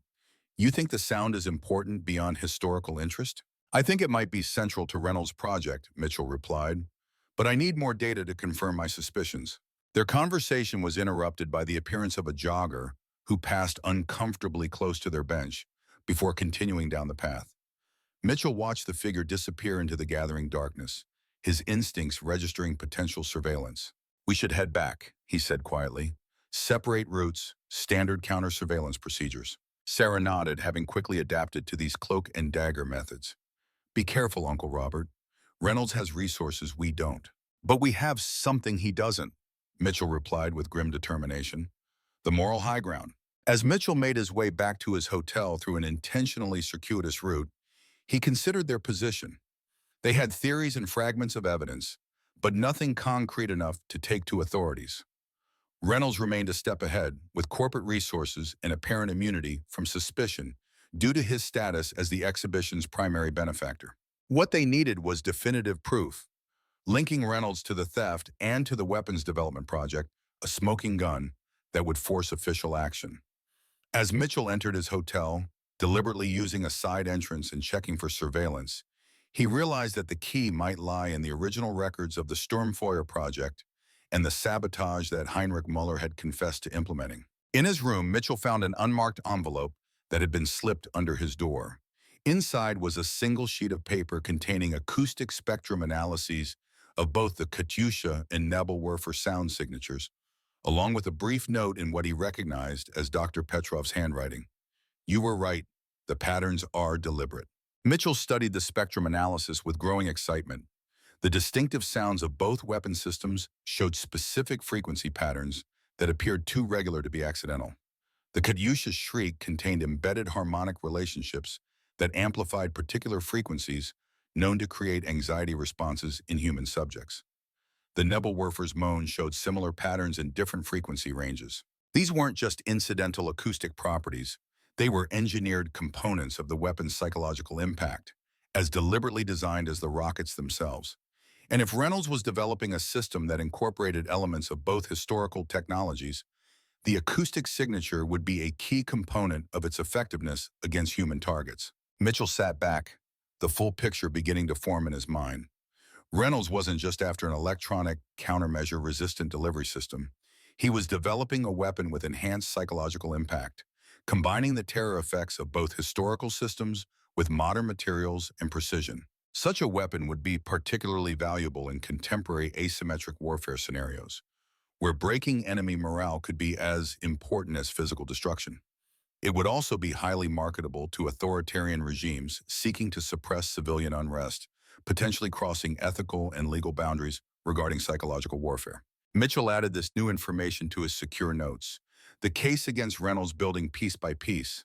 What had begun as a historical exhibition was revealing itself to be something far more contemporary and dangerous, a window into the shadowy world where historical weapons technology was being repurposed for modern conflicts, with potentially devastating consequences. As he prepared for bed, Mitchell noticed a text message from an unknown number. Watch your back. Not everyone at the museum is who they appear to be. The warning was anonymous, but Mitchell suspected it came from Williams. The captain was taking significant risks by aiding their investigation, and the message suggested that their small circle of trust might need to become even smaller. Mitchell deleted the message and checked that his door was securely locked. In his military days, he had faced threats that were direct, invisible enemy tanks on the battlefield, RPG teams in urban environments. This new conflict was different shadows and whispers, documents and data, psychological warfare rather than kinetic energy. But the stakes were just as high, and Mitchell was determined to prevail. Tomorrow would bring new challenges and opportunities. For now, Mitchell needed rest. But even as he lay down, part of his mind remained vigilant, processing information and planning next steps. The battle for the truth about the Sturmfeuer project and its modern applications was far from over, and Mitchell was committed to seeing it through to its conclusion, whatever the personal cost might be. Chapter 6. Facing the Past. Dawn broke over Fort Knox as Mitchell completed his morning run, a disciplined 5 miles that helped clear his mind and prepare him for the day ahead. As he showered and dressed in his hotel room, he reviewed what they knew with military precision, identifying strengths, weaknesses, and critical information gaps. The facts were accumulating. Reynolds' Blackwater defense was developing a weapons system called an analog echo that incorporated elements from both the Sturmfeuer and Katyusha designs. The stolen documents contained deliberately sabotaged technical information that would need to be corrected for any modern adaptation to function properly. The acoustic signatures of the original weapons appeared to be engineered for maximum psychological impact, suggesting a similar approach in the modern version. What they lacked was direct evidence linking Reynolds to the theft and proof that the Analog Echo project violated any laws or regulations. Without such evidence, they had suspicions, but not actionable intelligence. Mitchell's phone buzzed with a text from Sarah. Museum meeting 9 a.m., Reynolds bringing corporate team. The unexpected development suggested an escalation. Mitchell replied with a simple acknowledgement and headed for the museum, arriving early to confer with Harrington before the meeting. He found the colonel in his office, reviewing security reports with a concerned expression. Reynolds is bringing his chief engineer and legal counsel, Harrington informed Mitchell, ostensibly to discuss expanded corporate involvement in the exhibition, but I'm skeptical about their real agenda. As am I, Mitchell agreed. Have you secured the Katyusha documents as we discussed? Harrington nodded. Locked in my personal safe. The decoys are in place. Good. Let's see what Reynolds is really after. The meeting convened in the museum's conference room, with Reynolds flanked by two newcomers, a sharp-eyed woman in her 40s introduced as Dr. Meredith Chen, Blackwater's Chief of Research and Development, and a silver-haired man named Lawrence Phelps, the corporation's senior legal counsel. Thank you all for accommodating this meeting on short notice, Reynolds began smoothly. As the exhibition's primary sponsor, Blackwater Defense has a vested interest in its success. Dr. Chen and Mr. Phelps are here to discuss expanded educational components that would highlight the technological evolution from these historical systems to modern rocket artillery. Mitchell studied Chen with professional interest. Her credentials as presented were impressive, MIT educated, with experience at both DARPA and private defense contractors. She would be more than capable of understanding the Sturmfeuer design flaws and potentially correcting them. We're proposing an additional section, Chen explained, distributing glossy concept art showing a modernized exhibition space, a legacy of innovation gallery that would trace the technological lineage from the Katyusha and Nebelwerfer to contemporary systems like HIMARS and MLRS. With appropriate Blackwater branding, I assume, Mitchell observed dryly. Chen smiled thinly. Corporate sponsorship comes with certain expectations, Major Mitchell. Of course, but historical accuracy must remain the priority, Dr. Petrov interjected. Many of these technological transitions involve classified programs and international technology transfers that aren't fully documented in public sources, which is why we'd like full access to all technical documentation associated with both weapon systems, Chen replied, to ensure we accurately represent their influence on subsequent developments. And there it was, the real purpose of the meeting. Mitchell exchanged a brief glance with Harrington, confirming their shared understanding of Reynolds' strategy. I'm afraid that won't be possible, Harrington stated firmly. After the recent theft, all technical documentation is under restricted access protocols. Only essential personnel directly involved in the core exhibition development have clearance. Reynolds leaned forward. Colonel, perhaps you misunderstand. Blackwater isn't just a sponsor, we are partners in this educational endeavor. Dr. Chen's team needs comprehensive access to create accurate representations of the technological evolution. Your partnership is appreciated, Harrington replied evenly, but museum security protocols aren't negotiable, especially following a theft of historical materials. Phelps, the lawyer, cleared his throat. Colonel, our sponsorship agreement includes provisions for reasonable access to exhibition materials for promotional and educational purposes. Refusing such access could be considered a breach of contract. The veiled threat hung in the air. Mitchell watched Reynolds carefully, noting the calculated pressure being applied. This wasn't just about the exhibition, it was about obtaining the Katyusha documentation to complete whatever technical puzzle the Sturmfeuer documents had begun. Perhaps a compromise, Mitchell suggested, drawing all eyes to him. Dr. Chen could work directly with our technical team under supervised access. That would provide the information needed for your educational extensions without compromising security protocols. Reynolds and Chen exchanged glances, clearly communicating without words. That might be acceptable, Chen said finally, provided the supervision isn't excessive. Standard museum security, Harrington confirmed. Nothing more intrusive than what's already in place. The meeting continued with discussions of timelines and budgets, but Mitchell's focus remained on Chen. She was the technical brain behind whatever Reynolds was planning, and her interest in the documents was professional rather than historical. Understanding her approach might provide insights into Blackwater's true objectives. When the meeting concluded, Mitchell deliberately positioned himself to leave alongside Chen, engaging her in conversation as they walked through the exhibition hall. Your background is impressive, Dr. Chen, he observed. DARPA experience isn't common in the private sector. Call me Meredith, she replied with practiced charm. And the private sector offers certain freedoms that government work doesn't, namely the ability to pursue innovative approaches without bureaucratic limitations. Innovative approaches to rocket artillery, Mitchell probed. That's a mature technology with well-established parameters. Chen smiled. Every mature technology has unexplored corners, Major. Sometimes looking backward is the best way to move forward. Like examining Nazi and Soviet designs from the 1940s? Her expression revealed nothing, but Mitchell sensed a momentary calculation behind her eyes. Historical systems often contain elegant solutions that were abandoned not because they were ineffective, but because they were superseded by other approaches. In our electronic warfare-saturated environment, some of those abandoned approaches deserve reconsideration, such as analog guidance systems resistant to digital countermeasures, Mitchell suggested, watching carefully for her reaction. You understand the concept, Chen acknowledged with a nod of professional respect. But the devil is in the details. Implementation at modern performance standards requires overcoming significant engineering challenges. Challenges the Germans never solved due to sabotage, Mitchell said quietly. Chen's step faltered almost imperceptibly before she recovered. Historical setbacks are part of every technology's evolution. What matters is learning from them. They had reached the main entrance, where Reynolds waited with barely concealed impatience. Chen excused herself, leaving Mitchell with the distinct impression that he had confirmed at least part of his theory. Blackwater wasn't just interested in the historical documents, they needed them to overcome specific technical obstacles in a contemporary weapon system. As Mitchell watched them depart, Sarah approached from the direction of the archive room, her camera in hand, but not recording. That looked intense, she observed. Reynolds is escalating, Mitchell confirmed. He brought his technical expert and legal counsel to pressure Harrington for access to the Katyusha documents. Did it work? Not directly, but they'll try other approaches. Mitchell began walking toward the restoration workshop, Sarah falling into step beside him. We need to accelerate our investigation. Reynolds wouldn't be pushing this hard unless they're close to a breakthrough. In the workshop, they found Donovan examining the internal firing mechanism of the Nebelwerfer, his weathered hands moving with the precision of decades of experience. Donovan, I need your expertise, Mitchell said.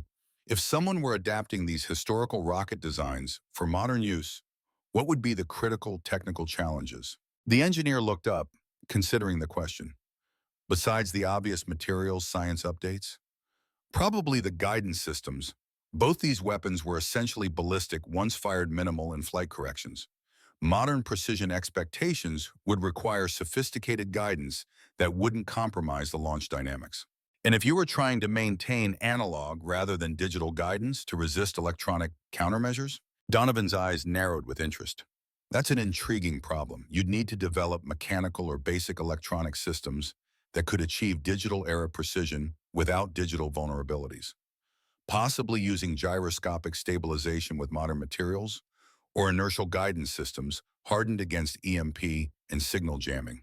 Exactly the kind of expertise Dr. Chen possesses, Mitchell noted, and exactly the kind of technical challenges the Sturmfeuer project was attempting to solve before Mueller's sabotage. Donovan set down his tools, giving Mitchell his full attention. You think Blackwater is developing some kind of countermeasure-proof rocket system based on these historical designs? I know they are, Mitchell replied. What I don't know is exactly how they intend to use it, or whether they can actually overcome the technical obstacles. But they want those Katyusha documents badly enough to threaten legal action. Donovan whistled softly. That suggests they're close to a breakthrough. The Katyusha documentation must contain some technical approach they need to complete their design. Which is why we need to understand exactly what that might be, Mitchell emphasized.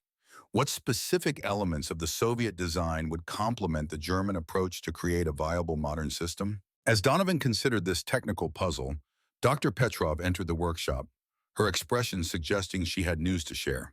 I've completed my analysis of Mueller's sabotage based on his confession letter, she announced. The primary alterations appear to be in the gyroscopic stabilization calculations and the control surface response timing. He essentially ensured that the rockets would become increasingly unstable in flight, making precision targeting impossible. And these are exactly the elements that would need to be corrected for a modern adaptation, Mitchell concluded. Precisely, Dr. Petrov confirmed. But here's what's interesting. The Soviet approach to stability was fundamentally different. They accepted a certain degree of in-flight instability, compensating with larger warheads and saturation firing. The German approach pursued precision at the expense of payload. So a modern hybrid might use Soviet-style propulsion with German-style guidance, modified to overcome Muller's sabotage, Mitchell theorized. That would be a formidable system, Donovan agreed, especially if enhanced with modern materials. The technical discussion continued, with the three experts exploring the potential capabilities and limitations of such a hybrid weapon. Sarah recorded parts of their conversation for documentation, careful to avoid specific technical details that might be sensitive. As evening approached, Mitchell received a text from Williams requesting an urgent meeting at the tank graveyard after hours. Cautious but recognizing the potential importance of whatever information the captain had acquired, Mitchell agreed. This time, Mitchell arrived at the designated location to find not only Williams waiting for him, but also a second figure who stepped from the shadows with military precision. Mitchell tensed momentarily until the figure came into view. Reynolds. "Before you react," Williams said quickly, "hear us out. This isn't what you think." Mitchell kept his distance, eyes moving between the two men, assessing possible threats and escape routes. "I'm listening."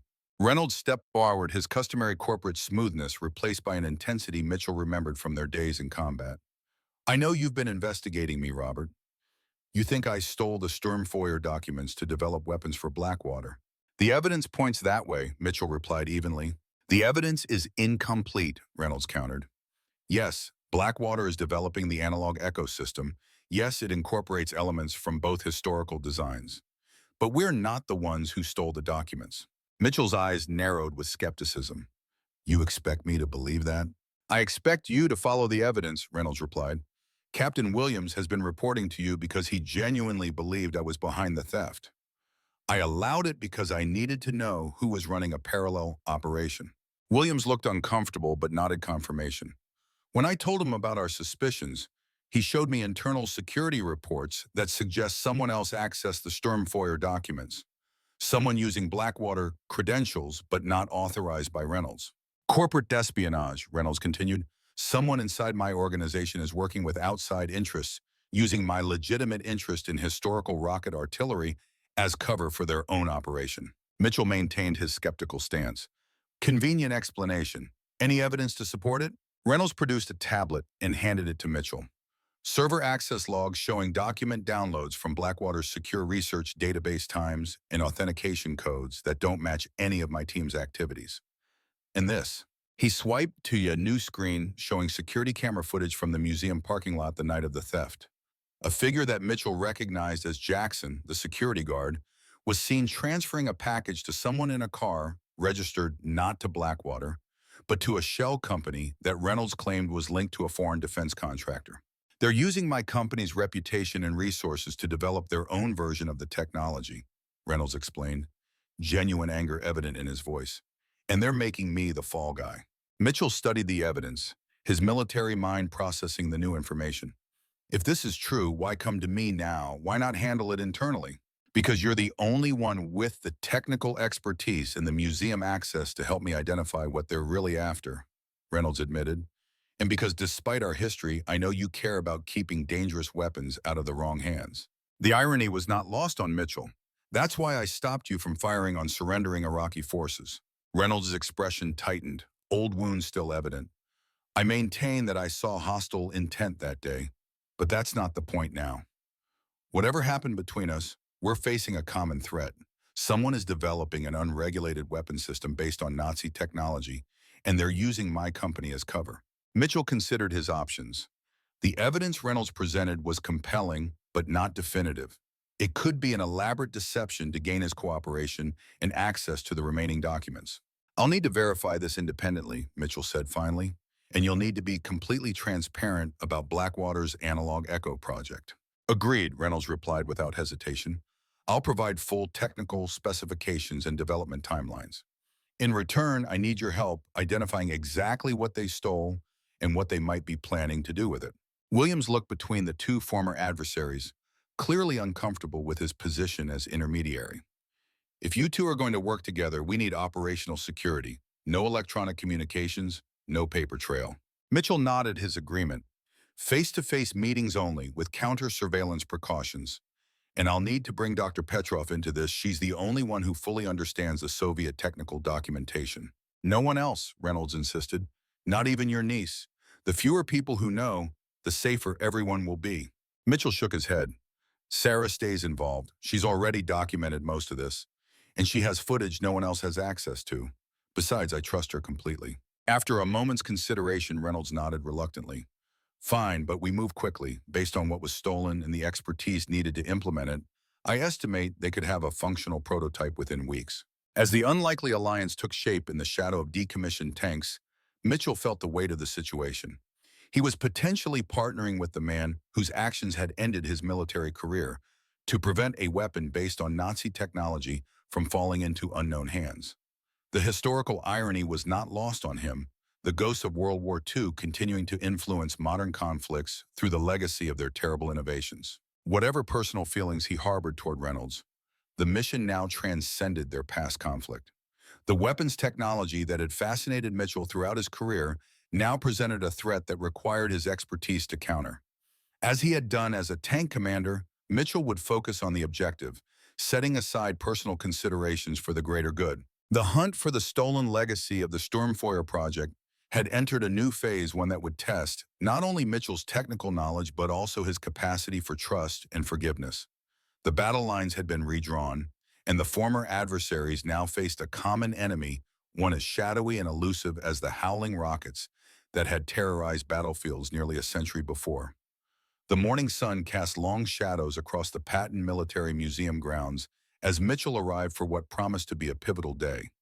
His unexpected alliance with Reynolds had shifted the investigation's dynamics, but years of military experience had taught Mitchell that battlefield alliances were always provisional, defined by common enemies rather than mutual trust. In the museum's secure conference room, Mitchell found Reynolds waiting with a stack of classified documents bearing Blackwater Defense's corporate seal. The corporate executive's demeanor had changed noticeably since their confrontation in the tank graveyard vulnerability, replacing arrogance, urgency, supplanting condescension. Everything I have on Analog Echo, Reynolds said, gesturing to the documents. Complete technical specifications, development timelines, budget allocations.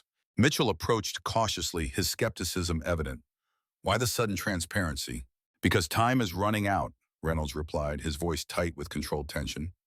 My sources indicate the stolen Sturmfeuer documents are already being implemented in a prototype. If I'm being set up as the fall guy, I need to clear my name before this technology hits the market under someone else's banner. Mitchell began reviewing the files, his expertise in weapon systems allowing him to quickly grasp the technical concepts. The Analog Echo project was indeed an attempt to create a countermeasure-resistant delivery system, combining historical design principles with modern materials. The underlying concept was militarily sound. A weapon impervious to electronic jamming would have significant tactical advantages in contemporary warfare. You realize this is walking a fine ethical line, Mitchell observed, looking up from the documents. Resurrecting Nazi weapon designs, even with modifications. Reynolds leaned forward, his expression surprisingly earnest. Technology isn't inherently moral or immoral, Robert. Von Braun's V-2 rockets led to both ICBMs and the moon landing. The question is how technology is deployed and controlled. A convenient perspective for a defense contractor, Mitchell countered, but without the bitterness that would have colored such a remark days earlier. Perhaps, Reynolds conceded, but consider the alternatives. If this technology is developed by unregulated actors or hostile states, he left the implication hanging in the air. Mitchell returned to the documents, forcing himself to maintain professional objectivity despite his lingering distrust of Reynolds. The Analog Echo specifications revealed a sophisticated hybrid of the Katyusha's rail launch system and the Nebelwerfer's guidance approach, with advanced composite materials replacing the crude metals of the 1940s. Most concerning was the acoustic engineering aspect, an entire section devoted to creating a specific sound signature described as psychologically optimized for maximum combat stress induction. The modern weapon would retain and enhance the terror effect that had made its historical predecessors so effective. This goes beyond conventional weaponry, Mitchell said, tapping the acoustic specifications. You're designing a psychological warfare component deliberately engineered to induce panic and trauma. Within established international conventions, Reynolds replied defensively, the Geneva Conventions prohibit chemical and biological warfare, but say nothing about acoustic effects. Because in the 1940s, no one imagined weapons could be designed to attack the psyche directly, Mitchell pointed out. This is a deliberate exploitation of a legal loophole.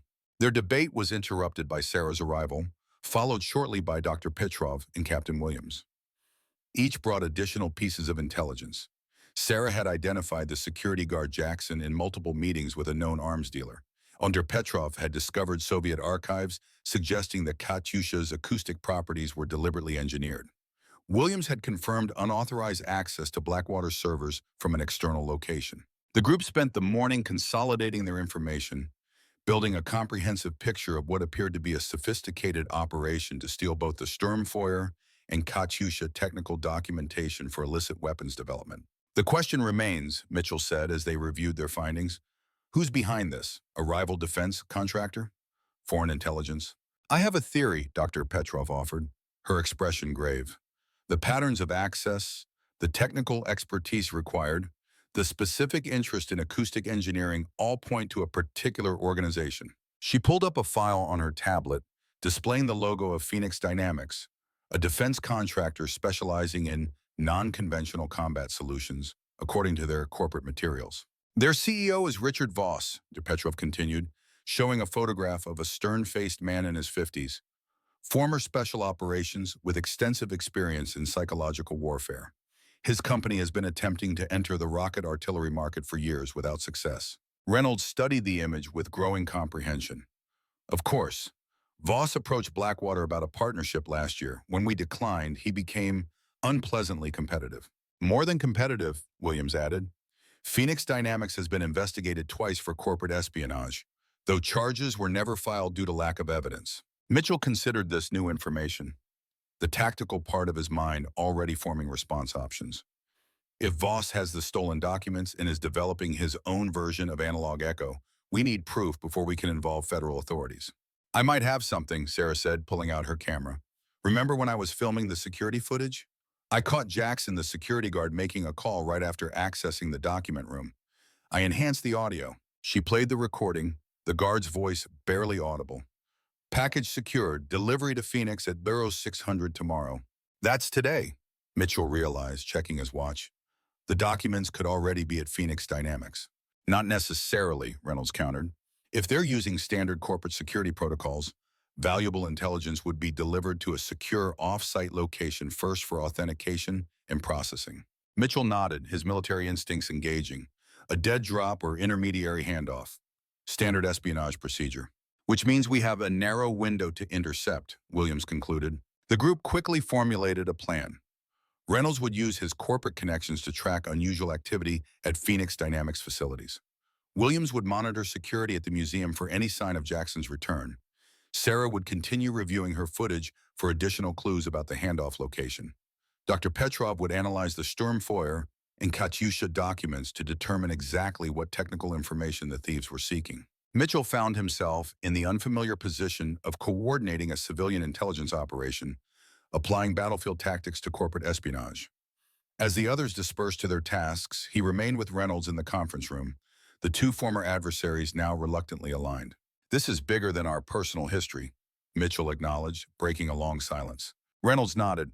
I never expected to need your help, Robert, but I respect your expertise, whatever our past differences. Mitchell studied the man who had once derailed his career. In Iraq, did you really believe those surrendering soldiers were a threat? The question hung in the air, years of unresolved tension concentrated in a single moment. Reynolds met his gaze steadily. At the time, yes. In the chaos, with limited visibility, I made a decision based on what I perceived as a threat. Would I make the same call today? I don't know. Combat decisions are made in seconds, but we live with them for decades. It wasn't quite an apology, but it was more honesty than Mitchell had expected. Before he could respond, Reynolds' phone chimed with an alert. One of my security team just spotted Jackson, Reynolds reported, scanning the message. He's at a storage facility 10 miles from here. Phoenix Dynamics leased a unit there last month under a subsidiary name. Mitchell's expression hardened with purpose. That's our target. The storage facility sat isolated at the end of a county road, surrounded by chain-link fencing topped with barbed wire. From their surveillance position in a wooded area 200 yards away, Mitchell and Reynolds watched through binoculars as a black SUV arrived, parking beside a nondescript white van already on site. Two men in the van, two more in the SUV, Mitchell observed, his voice low.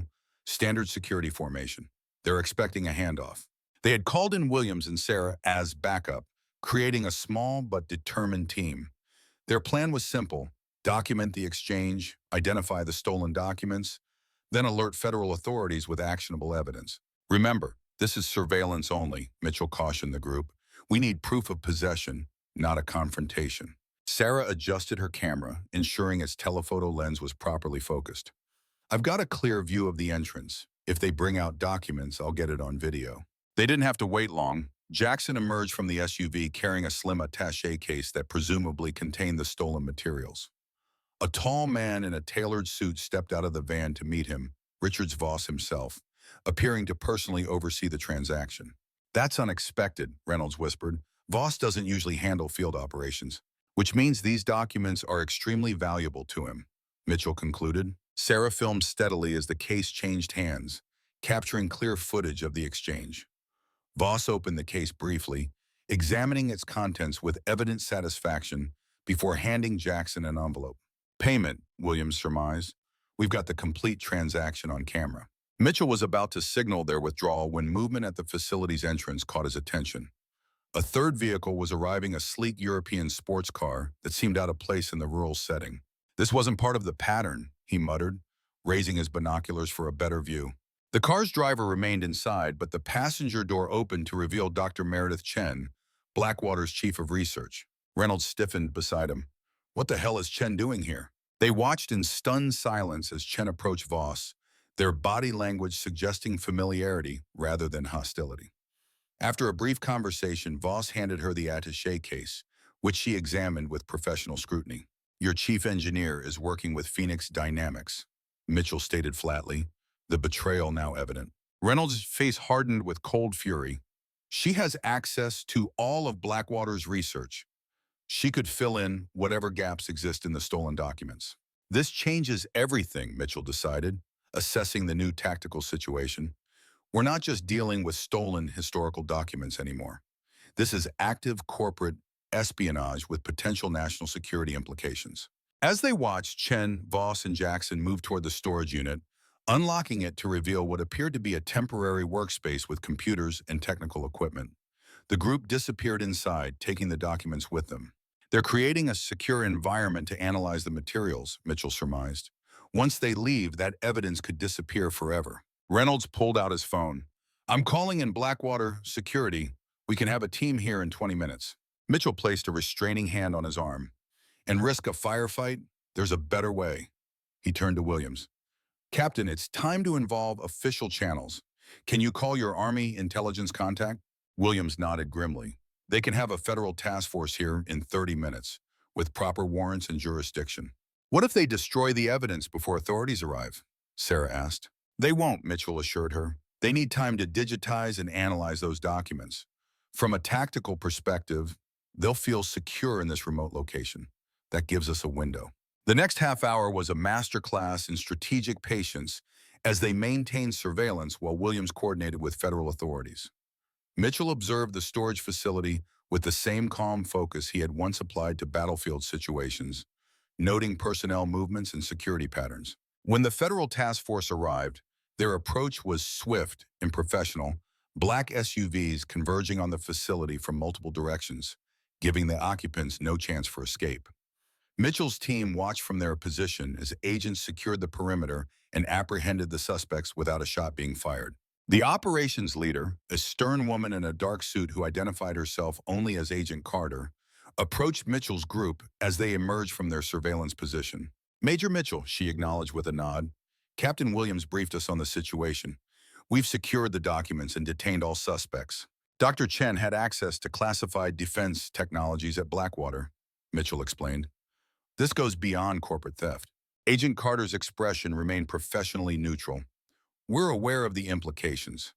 This case may involve violations of the Arms Export Control Act if the technology was bound for foreign entities. Reynolds, his corporate composure temporarily shattered by his employee's betrayal, turned to Mitchell with genuine gratitude. "I misjudged you, Robert." Again. Mitchell accepted the acknowledgement with a simple nod. The day's events had not erased their complicated history, but perhaps they had added a new dimension to it, one defined by professional respect rather than personal animosity. As federal agents cataloged evidence and processed suspects, Mitchell found himself standing before the open storage unit, looking at the historical documents that had started this entire investigation. The yellowed pages of the Sturmfeuer project and the technical diagrams of the Katyusha system lay spread across a makeshift work table, their deadly potential now safely contained. Dr. Petrov joined him, surveying the scene with the solemn perspective of a historian. "These weapons changed the face of warfare once," she observed quietly. "Today, you prevented them from doing so again." Mitchell nodded, feeling the weight of the past and present converge in this moment. "Some technological ghosts should remain in the history books," he agreed, "not resurrected for modern battlefields." As they prepared to depart, Mitchell cast one final glance at the documents being carefully packaged by federal agents.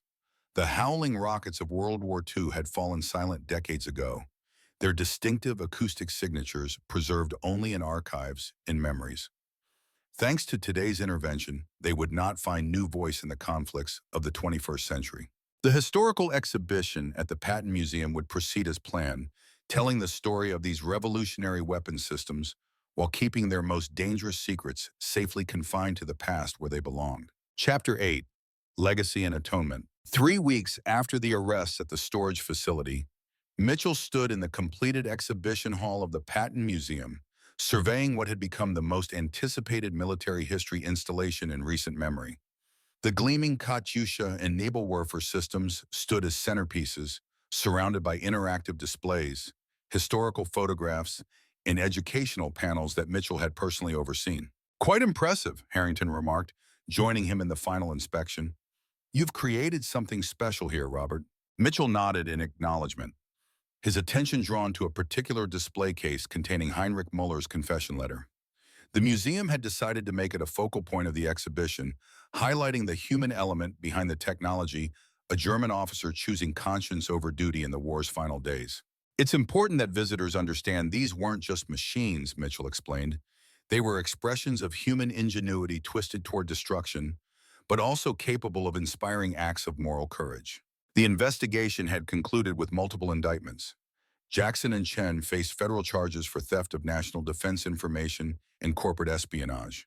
Voss had been charged with attempting to export controlled technology, with evidence suggesting connections to foreign military interests.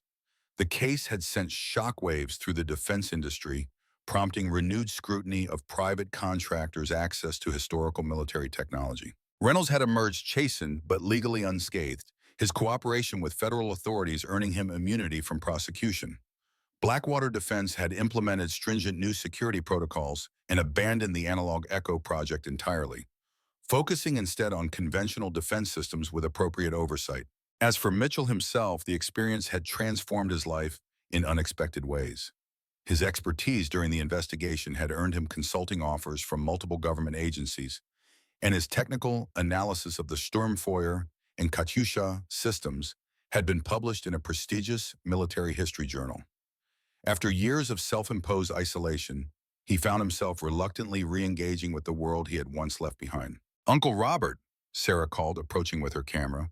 "The museum director wants some final footage for the opening ceremony tomorrow." Mitchell smiled at his niece, whose documentary about the exhibition was already generating significant interest from major networks. "Lead the way." As they walked through the exhibition, Mitchell reflected on how his relationship with Sarah had evolved through this adventure. She had proven herself not just a talented filmmaker, but a resourceful ally with courage and integrity.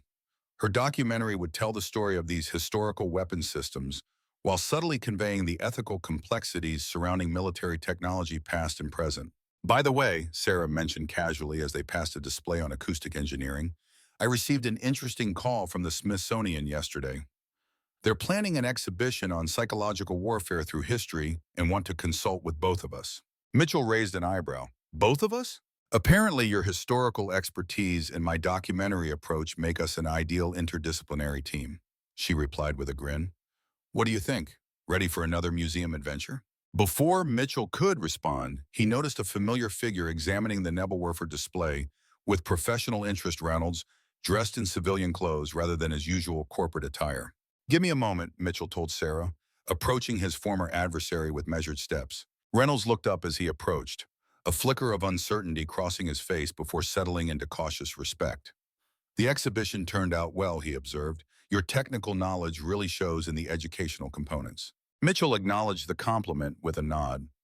Blackwater is still listed as a sponsor. I assumed you'd withdraw after everything that happened. I considered it, Reynolds admitted, but some things are bigger than corporate interest or personal pride. This exhibition tells an important story about the evolution of warfare. That deserves support, regardless of recent events. They stood in awkward silence for a moment, two men with a complicated history finding themselves at an unexpected crossroads. I owe you an apology, Robert, Reynolds said finally, the words clearly difficult for a man accustomed to authority rather than humility. Not just for recent events, but for Iraq. I was young, ambitious, certain of my judgment. I saw a threat where perhaps there was none, and I failed to respect your command. Mitchell studied him, searching for insincerity but finding only the weathered regret of a man confronting his past mistakes. We were different people then, he replied after a moment. War changes everyone, not always for the better.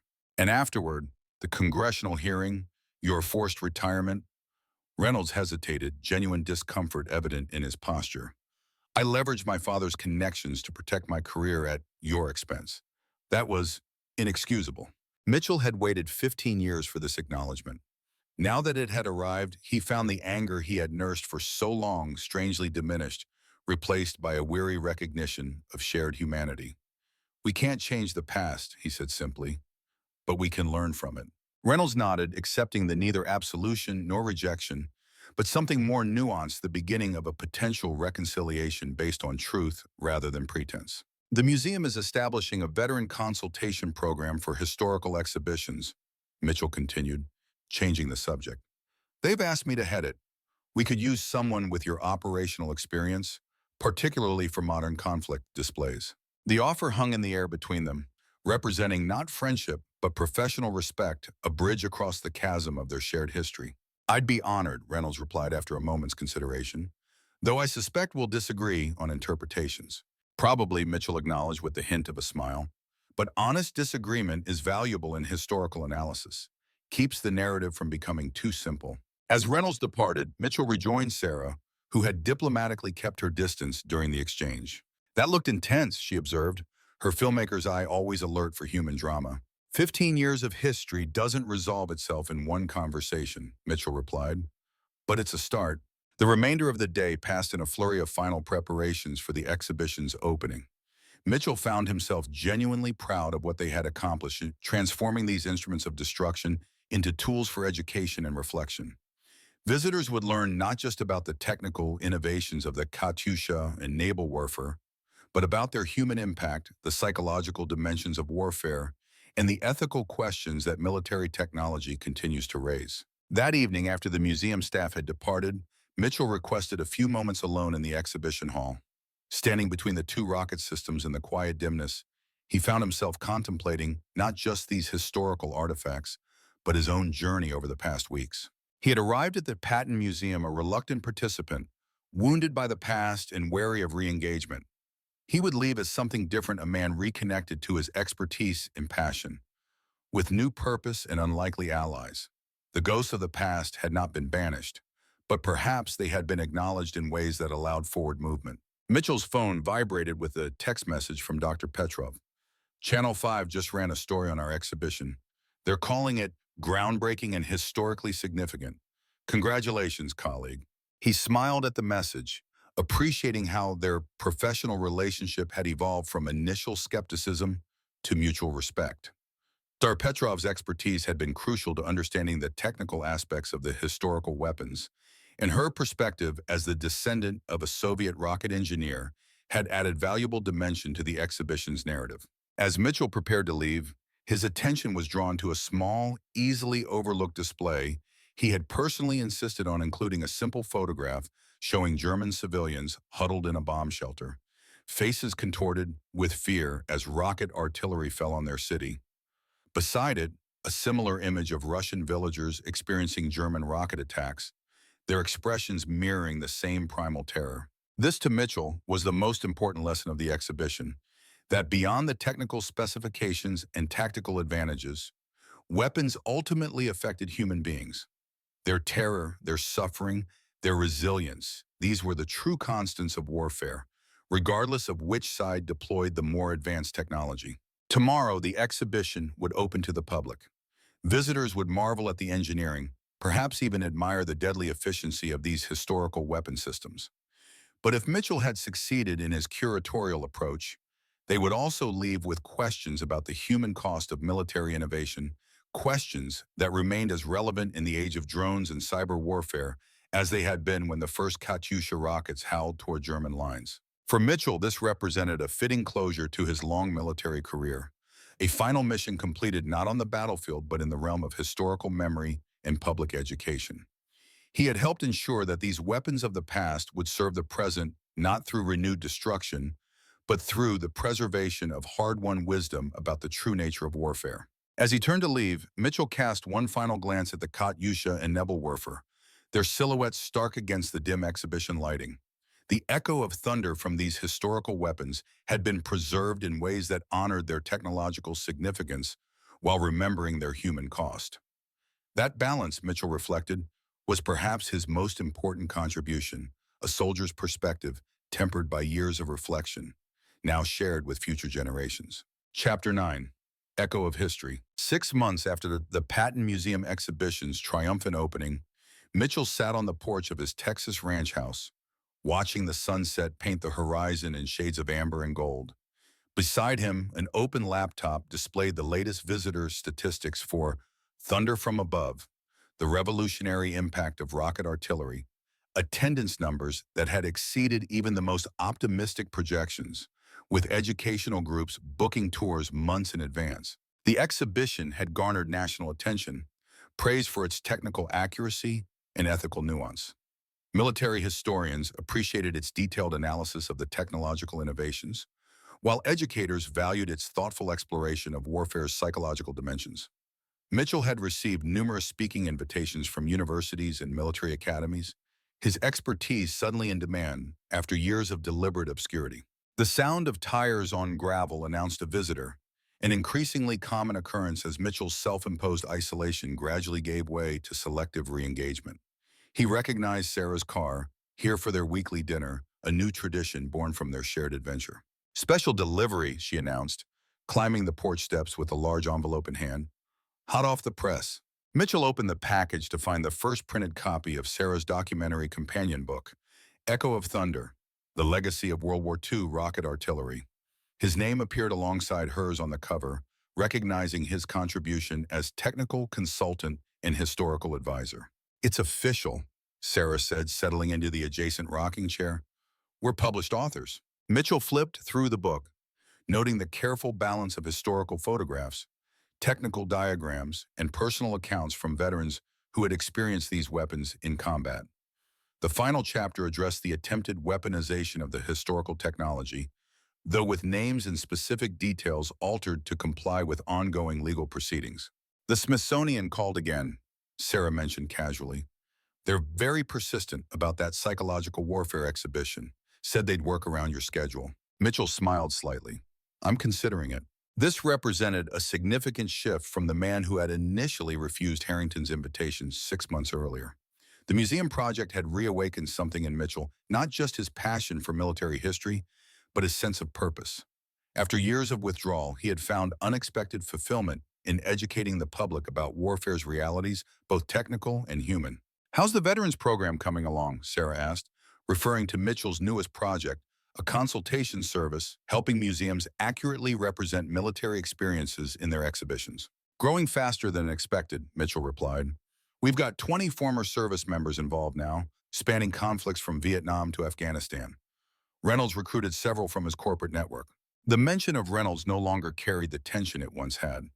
Their relationship remained professional rather than friendly, but it had evolved into something built on mutual respect, a significant transformation from their adversarial past.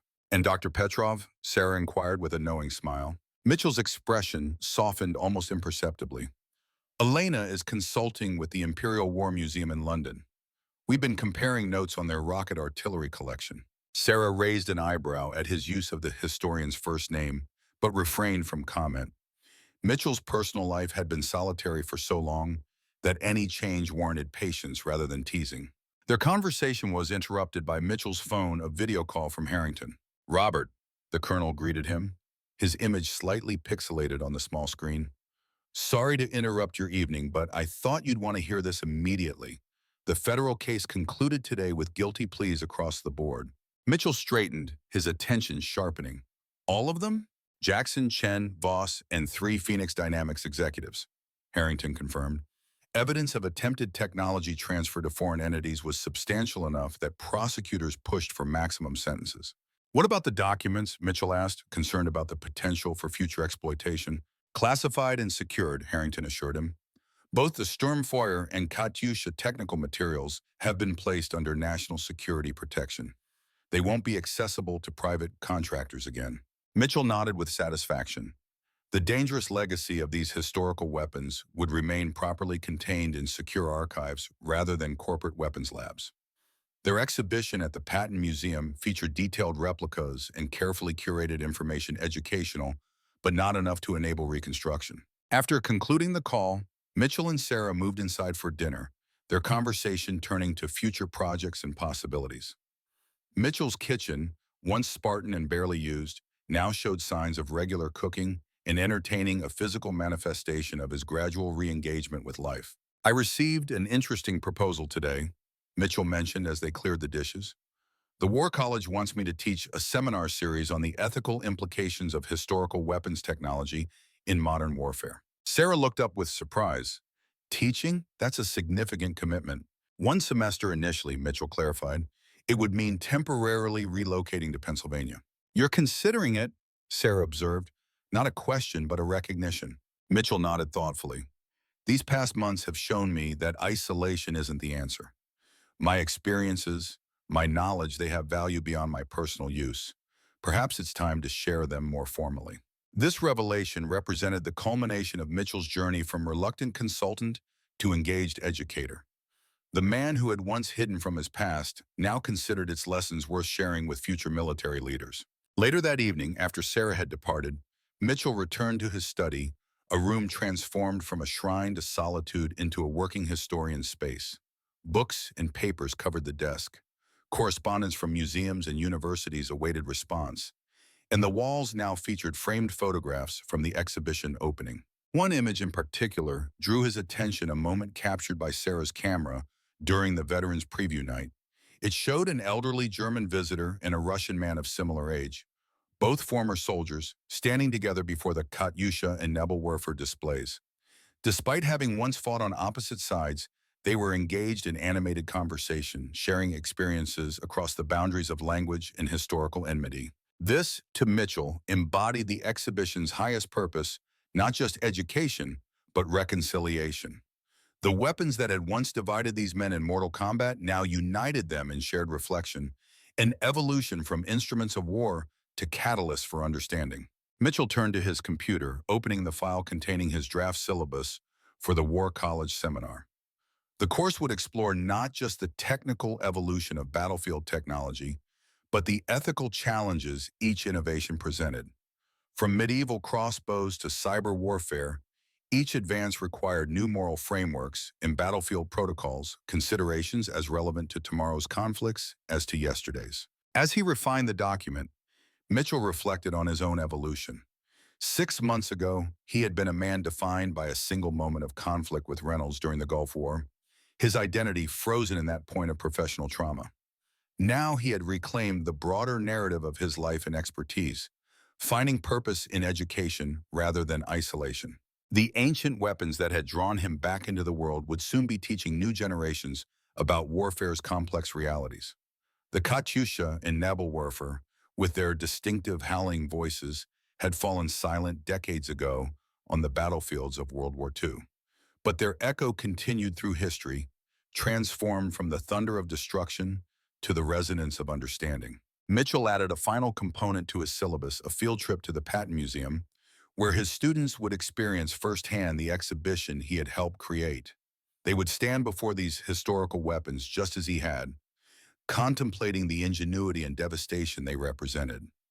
And perhaps, like Mitchell himself, they would recognize that the greatest value of studying warfare's past lies in creating a more thoughtful approach to its future. Outside his window, stars appeared in the Texas sky, the same stars that had witnessed countless battles throughout human history. Mitchell closed his computer, satisfied with the day's work and increasingly with the new direction of his life. The tank commander had become a teacher, the warrior a historian, an evolution that felt not like surrender, but like a different kind of victory. The echo of thunder continued, but transformed. No longer the sound of rockets screaming across war-torn landscapes, but the resonant understanding of what such weapons meant for humanity past, present, and future. In preserving and contextualizing this deadly legacy, Mitchell had found his most meaningful mission, a final service not just to his country, but to history itself.